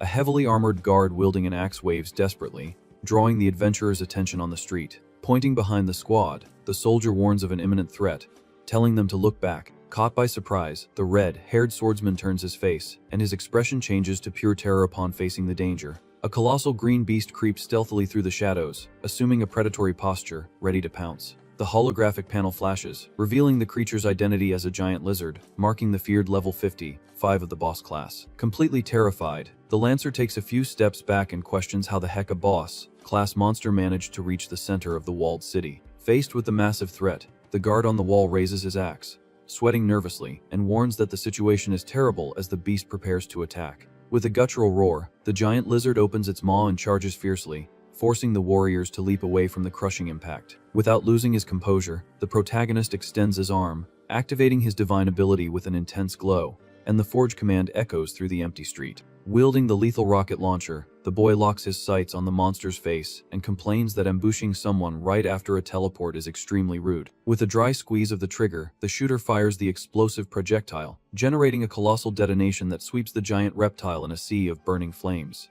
Still on the ground, the red-haired warrior stares at the flames with wide eyes, impressed by his teammates' brutal strength. With flushed cheeks, the healer sighs in relief and stutters, amazed that he defeated the beast so easily. Observing the thick smoke, the guard on the wall asks, dumbfounded, what kind of absurd weaponry managed to obliterate a giant lizard with a single blow? Lowering the smoking barrel of the rocket launcher, the young man sighs tiredly while his partner praises him, stating that this perfect result was already expected from his talent. Suddenly, the victorious atmosphere is broken by the soldier's urgent shout, warning that the battle was not over yet. A new cloud of dust rises in the street, revealing the swift approach of a horde of monstrous eagles at level 40, running on 2 legs. Frowning with evident irritation, the shooter grumbles about the inconvenient arrival of enemy reinforcements at such an inopportune moment. In the midst of the tension, a loud and confident laugh echoes across the battlefield, drawing everyone's attention to the source of the sound. A warrior on horseback appears, galloping at full speed, letting out a war cry as he charges without hesitation against the crowd of winged beasts. In a fluid and brutal movement, the knight spins his heavy halberd, delivering a clean cut that tears the monsters apart, sending goo spraying everywhere. With his face stained by the beast's goo, the newcomer displays a merciless expression, proving his extreme skill in close combat. Reining in his mount near the debris, the man directs his gaze to the protagonist and asks if he would be the forger known as Lord Allen. Calmly confirming his identity, the boy returns the question, wanting to know who the skilled warrior before him is. The long-haired knight proudly introduces himself as Gordo, holding the post of captain of the royal guard of that military fortress. The soldier informs that he came at the command of the sovereign Lady Olivia to escort the group, while the artisan silently notes that the captain's attributes are completely hidden in the system. Maintaining a formal posture, the captain points to the side of the street and politely asks the adventurers to board the luxurious carriage that awaits them. Dazzled by the vehicle, the veteran duo lets out a sound of pure fascination at the elegance of the transport. Walking towards the vehicle, the red-haired man excitedly comments that he has never ridden in something so fancy, while the girl wonders if they aren't receiving a little too much special treatment. With his eyes closed, the royal guard reflects on the exaggerated hospitality for a low-level artisan and soon justifies out loud that the prolonged war has left the city's finances on the brink of collapse. Displaying mental projections of the firearms, the captain reveals Lady Olivia's hope that the boy's modern weaponry will be the key to breaking this cycle of deadly stagnation. Listening to the detailed explanation, the forger agrees with a simple nod, showing he understands the weight of the responsibility placed on his shoulders. Walking towards the carriage, the newbie declares that he will do his best to meet all the local leaders' expectations. Watching the young man walk away, the soldier maintains an enigmatic expression, while the shooter dives into his own dark thoughts. Enveloped by a heavy aura, the hero mentally wonders where exactly the rats of the extremist faction are hiding to set up their next pounce. Far away, the narrative cuts to the luxurious and silent interior of the meeting room at the main headquarters of the Adventurers Guild. Sitting at the head of the table, a suited man meticulously analyzes a secret report detailing the boy's overwhelming victory against the squad of 5 elite assassins in the desert. The document proceeds to inform that the newbie now belongs to the Defense Clan Holy Guardian and is on his way to the distant city of Biandal under constant monitoring. The guild executive named Zainid narrows his eyes with concern, noting that the border fortress is outside the direct reach of the organization's surveillance network. Focused on the mysterious assault rifle, the smug man reflects on the artisan's absurd ability to forge that kind of unknown lethal machinery. Determined to protect the faction's dark secret, the suited man decrees that he needs to eliminate the prodigy before he becomes an insurmountable obstacle to the Demon King's survival. The heavy office door opens, and a cynical voice echoes, apologizing for the delay as the executive looks up to receive the guests. Pleased with their arrival, the suited man greets the newcomer, praising the presence of the artisan considered number one in the entire kingdom. With a stylish touch of his hat, the man in the yellow suit and long hair introduces himself, displaying the very high level of 175 of his forging class. Noticing the young woman beside the master artisan, Zainid frowns in confusion and comments that the girl definitely does not look like the legendary blacksmith Benjamin he was expecting. Exuding energy, the girl in the blue bandana introduces herself with a big smile, revealing she is Annette, the blacksmith's daughter, possessing only level 13. With a confident wink, the young woman asks them to entrust the structural analysis to her, guaranteeing that in terms of pure theory and knowledge, she has already surpassed her own father. Sighing in resignation, the executive accepts the replacement, arguing that if the old blacksmith guaranteed her ability, there is no reason to refuse. Inviting the duo to approach the large mahogany table, the suited man decrees the immediate start of the secret work. Sliding the seized assault rifle across the wood, Zainid reveals that this is the mysterious invention they must dismantle and analyze thoroughly. Observing the equipment up close, the man in the yellow suit laughs impressed, admitting that the real weapon has a much more bizarre design than in the recordings. Wielding the rifle awkwardly, the experienced artisan wonders what the correct posture would be to handle that heavy block of metal. The executive instructs that its operation is very similar to that of a common crossbow, just needing to pull the small metal lever to release the shots. Excited by the simple instruction, the master forger points the weapon at a metal mannequin and pulls the trigger, unleashing a violent storm of dazzling shots. The aggressive recoil and deafening noise make the man in yellow let out a nervous laugh, amazed by the machine's absurdly fast rate of fire. Completely shocked by the demonstration, the young blacksmith notes that applying an attack power of 55 at that frantic speed would require the creator to have a stratospheric level. Putting the joking aside, the elite artisan seriously confesses that even with such a high level, he could never forge such a masterpiece. Agreeing with the reasoning, the suited executive reveals in a heavy tone that the forger's exact level at the time of the weapon's creation was an astonishing 15. The news hits the two specialists like a punch, and their eyes widen in shock, asking if the guild leader was making some kind of bad joke. Closing his eyes, the man with glasses admits that the truth is hard to swallow but reaffirms the fact and justifies that this absurdity is the exact reason for this secret meeting. Imposing his authority, Zainid orders the prodigy duo to study the structure of that weaponry to exhaustion with the final goal of creating a functional copy. Pressing the demand, the executive guarantees that the success rate of the replica doesn't matter, as long as they unravel and master the internal engineering of the modern object. While the young blacksmith analyzes the metal's weight, the suited man recalls the fundamental rule of the system, where the forger's level directly determines the base attack power of the created equipment. Following this line of reasoning, the girl in the blue bandana deduces that if the level 175 master recreates the project, the result will be a weapon of mass devastation. A Machiavellian smile forms on the faction leader's face as he confirms that the young woman has hit the brutal mathematics of that dirty plan right on the head. Excited by the possibility of surpassing a mysterious prodigy, the artisan in the yellow suit bursts into laughter, guaranteeing that this job will be extremely fun and profitable. Enveloped by the office's darkness, the extremist with glasses reveals his ambition to raise an invincible military army entirely composed of shooters equipped with those stolen inventions. With the technological theft guaranteed, the mastermind decrees the newbie's death sentence, stating that he will soon order a new assassination without leaving any loose ends. The scene returns to the imposing and illuminated interior of the border castle, where the squad formally presents itself in the great royal audience hall. Sitting elegantly on the golden throne, the sovereign with an eye patch and horns thanks the trio for their long journey and introduces herself as Olivia, the supreme ruler of the city of Beyondall. Maintaining his serene and unshakable posture, the master forger returns the greeting, expressing his immense gratitude for the valuable opportunity to provide his weaponry to the local defense troops. Quite nervous, the lancer pokes her partner and whispers for him to speak more politely before a high-ranking ruler. With a gentle smile, the blonde sovereign chuckles and says there is no problem at all with the adventurer's lack of formality. With his eyes closed, the master forger calls her a very tolerant leader and gets straight to the point. questioning where exactly he should distribute the weaponry. Sitting on the imposing throne, Lady Olivia asks that before the delivery, the boy explain what exactly that tool he calls a firearm is. The noble demands a practical demonstration to confirm the mysterious equipment's functionality and safety, and the young man readily accepts the test. Immediately, the protagonist's body is enveloped by intense blue rays, activating his divine ability right in the middle of the Great Hall. Surprised by the sudden magic, the eye patch, wearing ruler's single eye, widens as she closely follows the formation of the digital energy. The glow ceases, revealing an imposing assault rifle in the newbie's hands, which he formally presents to the local authorities. Behind the leader, the heavily armored guards watch the scene suspiciously, doubting the real effectiveness of that weird piece of metal. In a practical gesture, the shooter points the weapon forward and explains that there are several types of variations, but the handling base is always the same. Without any prior warning, he simply pulls the trigger, firing a loud and dazzling burst that echoes through the throne room. The red-haired swordsman collapses to the ground, screaming in terror as he sees the projectiles buzz dangerously close to his head. Furious with the scare, the veteran bellows, asking the reason for that sudden shot, while the boy apologizes with his classic bored face, claiming to have shot without thinking. Amazed by the bang, the ruler claps her hands, praising the formidable practicality of the equipment that will allow even common civilians to fight effectively.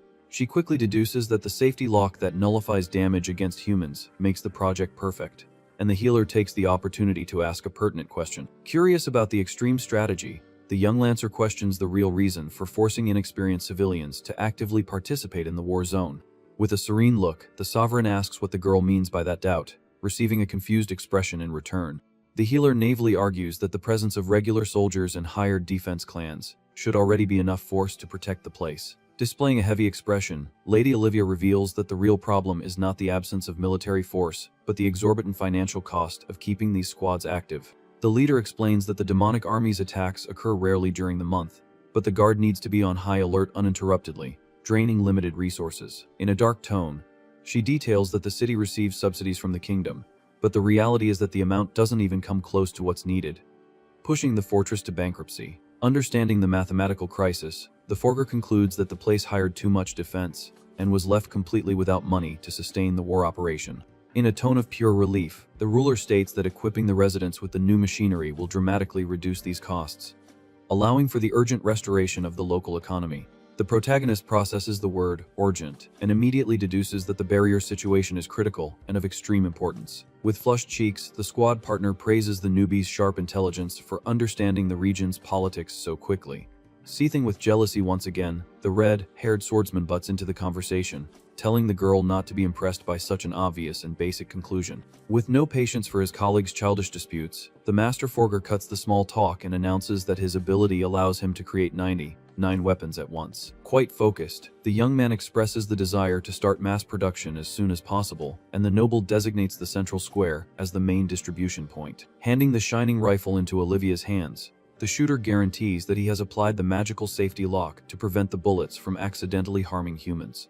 The ruler thanks him profoundly for the kindness and strategic care, holding the heavy iron weaponry with a smile on her face. With a nod, the leader summons the great captain of the royal guard, entrusting him with the task of escorting the outsiders to the public square. Maintaining a rigid military posture, the long-haired warrior politely asks the trio to follow him towards the exit of the stone castle. Alone in the hall, the noble assesses the invention's holographic status window, identifying the surreal attributes of the special B&all distribution model. With a fixed gaze on the wooden door, the guard silently reflects on the theoretical impossibility of a mere level 28 artisan forging something so overwhelming.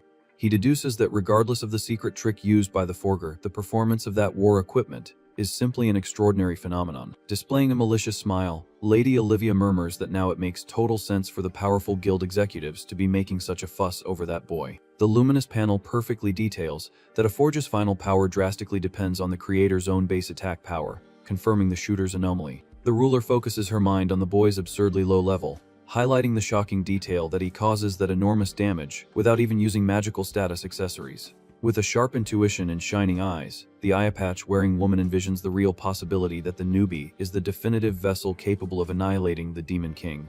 Through a deadly gaze, the elite captain silently agrees, confirming that the boy's potential hidden under that cloak of normality is more than sufficient. Under the light invading the great hall windows, the leader narrows her eyes, satisfied with her own move, asserting that her decision to call him there was a direct hit. The scene cuts to the wide central square of Beyondall, where dozens of desperate residents form lines to receive salvation in the form of iron and powder. Around the large luminous fountain, the mass distribution continues its intense flow, with crates overflowing with weaponry at the entire disposal of the civilian population. Holding a huge and clumsy rocket launcher in his arms, a villager sighs in confusion, finding it very hard to believe that this simple tube is really a combat weapon. Right beside it, the blue panel displays a thundering destructive power in the range of 6,000 points, proving that the old man's initial suspicion is the greatest of all mistakes. Behind the loaded crate, the master forger assesses the insane attributes of his masterpieces but silently reflects on whether the residents will actually know how to use this arsenal properly. Hours later, the small squad rests inside a cozy tavern, enjoying the good meal offered after the long and stressful journey of public distribution. Chewing a nice piece of pizza, the hero genuinely praises the food's taste while continuing to activate his divine ability, creating luminous spheres without stopping to chew. The red-haired swordsman grumbles, impressed, noticing his colleague's bizarre ability to concentrate enough energy to manufacture complex equipment in the middle of his own dinner. Holding a heavy mug of drink, the healer takes advantage of the break to question if her teammate really doesn't use any attribute, boosting accessories. Smiling excitedly, the young woman brilliantly suggests that if he combined the magical bonuses of equipment, the destructive damage of his forged weapons would reach an even more catastrophic force. Staring with pure boredom at the translucent screen of his zeroed-out panel, the protagonist shakes his head, fully agreeing with his companion's mathematical logic. In a calm tone, he justifies the lack of equipment by claiming that his current firepower already eliminates any threat without requiring the extra application of those protections until now. Chugging his mug, the red-haired warrior drowns in his own resentment, whining with envy about how comfortable it must be to be so OP as to ignore basic items. Ignoring his colleague's fake tears, the Lancer approaches, confessing that she understands his lack of offensive need, but introducing a new tactical perspective into the conversation. The girl points to her own body, detailing that her accessories are entirely focused on defensive mechanics that nullify fatalities like poison and elemental damage. Immediately, the newbie's serene expression hardens as he realizes that life in this place had no virtual revival mechanism after a defeat in a dungeon. With a chill down his spine, he internally decrees that he will start paying much more attention to layers of armor if he wants to ensure his own life against unforeseen events. In a violent crash, the tavern's main door bursts open, revealing the panting and desperate figure of a soldier drenched in sweat. At the top of his lungs, the guard alerts everyone present that the powerful army of the Demon King has initiated a lightning attack, completely shattering the peace of that quiet dinner. Without showing the slightest trace of surprise or dread, the master forger stands up firmly, sporting a serious and sharp look. Outside the stone walls, the apocalyptic vision reveals a colossal tide of purple and deadly shadows marching mercilessly against the great city gates. The Dark Legion overflows the valley's limits in incalculable numbers, creating a moving and crushing wall of darkness and fury under the twilight sky. On the narrow top of the defense wall, the commissioned soldiers take their positions side by side with the simple civilians armed with modern rifles. In dark clothes and a large witch's hat, an infiltrated spy maliciously questions the pathetic reason for the desperate mix of warriors and unarmed commoners. Further back, the young artisan calmly carries the rocket launcher on his shoulder, instructing the girl that the procedure requires only the raw pressure on the tube's trigger. Thrilled to the core by the lethality of the unprecedented weaponry, the Lancer and the red-haired man let out cries of pure euphoria, unloading their machine guns frantically at the crowd below. Observing the scene, the mysterious woman displays a scornful smile, speculating out loud about which weak and miserable clan those annoying newbies must be members of. With narrowed eyes and a radiant smile, the healer maintains her continuous barrage, proving the brutal effectiveness of the lightning fast training received from her teammate.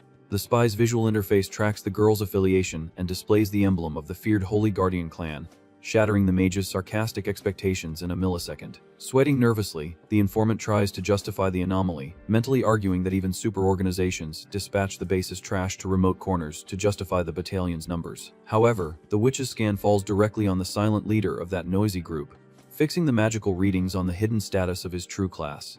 Terror freezes the woman's blood as she reads on the screen that the protagonist of that extermination is just a lowly artisan stuck at the useless and humiliating level 28. Feeling the weight of the malicious observation on his back, the boy projects an intimidating glance out of the corner of his eye, perfectly capturing the sinister presence that was spying on him from the top of the wall. The final panel pans out, showing the endless sea of abominations, hammering home the dark narrative that this destructive wave represents the dangerous threat of the Demon King's remnant faction. With his gaze fixed on the plain, the protagonist notes that the number of enemies is truly impressive and assesses that their levels must be in the 50s range. In command of the defense, Captain Gordo raises his sword and warns that the remnant army of the Demon King is approaching rapidly. Positioned on top of the stone wall, the civilians hold their newly distributed firearms with determination, ready for the confrontation. Side by side with the residents, mages and archers prepare their magical attacks and elemental arrows, awaiting the commander's order.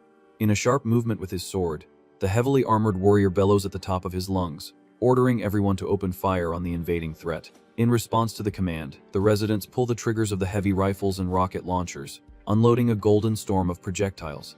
The relentless barrage of magical bullets cuts through the sky, falling like a true meteor shower on the dark troops. With a confident and calculating smile, the Master Forger aims his own armament, taking advantage of the chaos to contribute to the mass destruction. Violent collisions shake the battlefield, generating colossal explosions that light up the night and instantly disintegrate the monsters.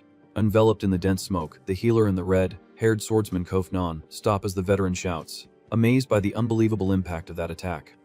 The system's luminous panel beeps in the middle of the confusion, confirming that the shooter has jumped from level 28 straight to 30 in the blink of an eye. Witnessing the carnage, the captain of the Royal Guard's eyes widen, completely stupefied by the effectiveness of the modern equipment. Through the curtain of dust, the battlefield reveals that more than half of the enemy ranks have been wiped off the map in a single, devastating instant. With an empty weapon in his hands, one of the residents calls the artisan hurriedly, asking if they can shoot again, and the boy asks him to wait a second. The reload command appears on the screen, and the young man announces with a smile that the arsenal is ready, telling the population to give the monsters another lethal dose of lead.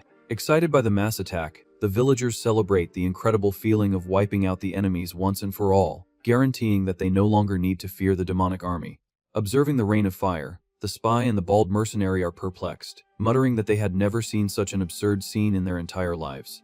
With cold sweat running down his face, the captain of the guard reflects that he already knew the raw strength of the forged weapons but never imagined that the annihilation power would be so overwhelming in the hands of a crowd. The military reflection is cut short by the urgent warning from one of the shooters, informing that the surviving monsters have escaped the initial impact and are approaching rapidly. At the foot of the wall, dozens of creatures of darkness charge furiously, forcing the defense line to demand new immediate orders. To take control of the chaos, the armored warrior tells the civilians to fall back and leave the rest to the squad, while ordering the archers to prepare for the kill. Under the direct command of the leader, arrows rain down on the remaining enemies in a coordinated and lethal attack. Sitting at the back of the roof, the mercenaries realize they will have no chance to fight, concluding that a forger from a large clan is really not there to mess around. With the last monster destroyed, the commander raises his fist, clenching it tightly for the absolute victory of that fortress. At the top of his lungs, the soldier declares the total annihilation of the threat with no casualties, marking that day as a historic triumph for the frontier.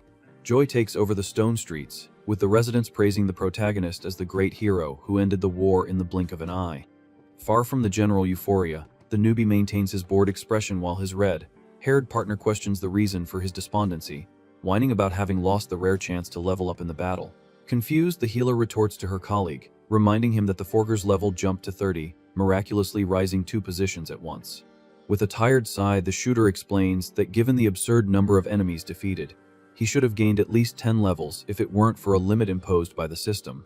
The sudden reminder lights up a bulb in the girl's mind, who finally remembers the limiting existence of the beginner's trial. By the world's rules, whenever an adventurer reaches the level 30 mark, they must compulsorily take the official test at the Royal Capital's Guild to unlock their progress. With his eyes fixed on the spoils scattered across the battlefield, the boy laments the waste of experience, aware that he will hardly have another opportunity to sweep an entire army in one go. Drowning in frustration, he reflects that if that colossal attack had happened just a few days later, his passive growth would have been astronomical. As the squad rests from the intense action, the movement of soldiers and leaders remains hectic on top of the defense platform. With a smile of relief on her face, the Ayapatch, wearing sovereign approaches the trio, applauding the Master Forger's excellent performance. In a more distant corner, the bald mercenary secretly drools over the woman's striking beauty, being immediately reprimanded by the disguised mage at his side. Positioned in front of the newbie, Lady Olivia confesses that she planned to witness the power of the weapons personally, but was shocked to discover that the massacre ended in a few minutes. The ruler deepens her assessment, pointing out with precision that the weaponry distributed to the residents is structurally different from the rifle she received before. Quite calm, the protagonist justifies that due to the urgency in the enemy numbers, he adapted the inventions for area of effect damage attacks, casually questioning if he made the wrong decision. Promptly, the noble denies any error, praising the brilliant strategy that finally enabled autonomous and massive defense by the inexperienced civilians themselves. In an authoritarian tone filled with triumph, the leader decrees the immediate cancellation of all contracts with the mercenary guilds, keeping active only the partnership with the hero's clan. The devastating news hits the spy duo like a bombshell, and their eyes widen in complete disbelief at the merciless mass dismissal. To sweeten the exclusivity deal, the sovereign announces that the small squad's payment will be tripled, serving as a fair fee for the vital rental of the explosive tools. Totally euphoric, the healer celebrates the financial bonus, praising her colleague for having secured such a valuable contract on his very first day. Desperate with the sudden bankruptcy, the mercenary runs towards the noble, begging her to reconsider the expulsion, as the smaller groups certainly won't survive without that hard-earned money. Without showing the slightest drop of empathy, Lady Olivia stares at him coldly, asking if the visitor's financial problems have anything to do with her village's survival. The ruler's sharp and calculating gaze leaves the opportunists mute and completely without reaction to continue begging. Intending to reinforce her impenetrable position, she argues that the people sacrificed many essential resources to pay those fees for years, and if the external force is no longer necessary, the cut becomes a logical obligation. In support of the sensible decision, the long-haired warrior enters the discussion, remembering how much the fortress blood gold coins to fund squads that generated inflated maintenance costs. Annoyed by the audacity of the dismissed, the veteran throws it in the bald man's face that the enemy army only got so dangerously close to the walls because the hired mercenaries were lazy and useless. Pointing rigidly to the stairs, the swordsman tells the leeches to leave the wall, being immediately supported by the exhausted residents who curse them as tax thieves.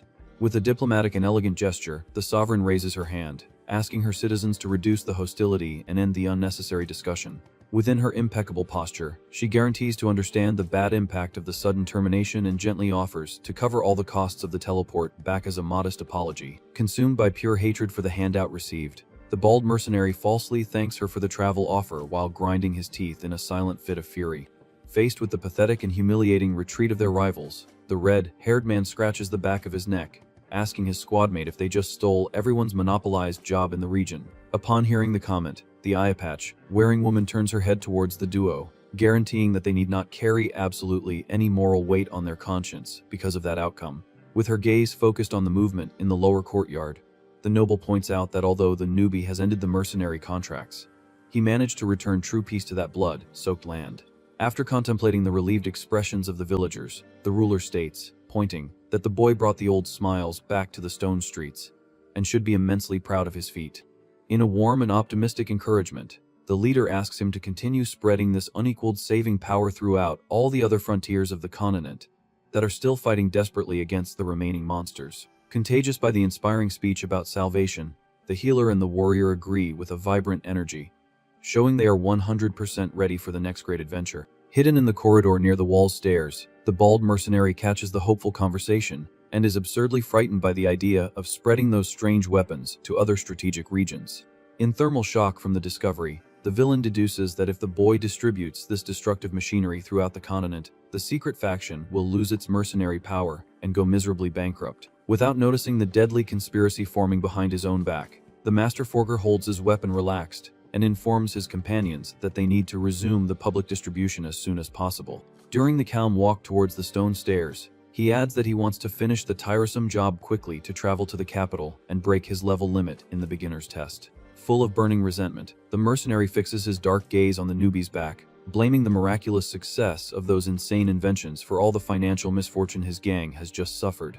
Moved by a cruel murderous instinct, the brute takes a stealthy step out of the shadows, faithfully believing that eliminating the boy will solve the structural problem of the plan at its root. Under the guise of a curious man, he calmly approaches from behind the shooter, striking up a conversation about the strange magical iron tube, just as an excuse to shorten the distance. Immediately, the hero's deep survival instinct sounds a disturbing alarm, forcing him to stop walking and cast a sharp glance over his shoulder. Willing to reveal his true murderous intentions, the extremist opens a sadistic and terrifying smile, flexing his muscles to make the final pounce on the apparently defenseless boy. In a swift and explosive advance, the criminal launches the full corpulent weight of his charge directly against the protagonist's back, causing a cowardly impact. With no time to adjust his posture or plant his feet, the shooter is violently thrown beyond the edge, cruelly pushed off the safe limits of the Great Wall. Caught completely by surprise by the cowardly attack, the red-haired swordsman's eyes widen, stupefied by the absurdity of seeing his group mate flying defenselessly towards the frightening void.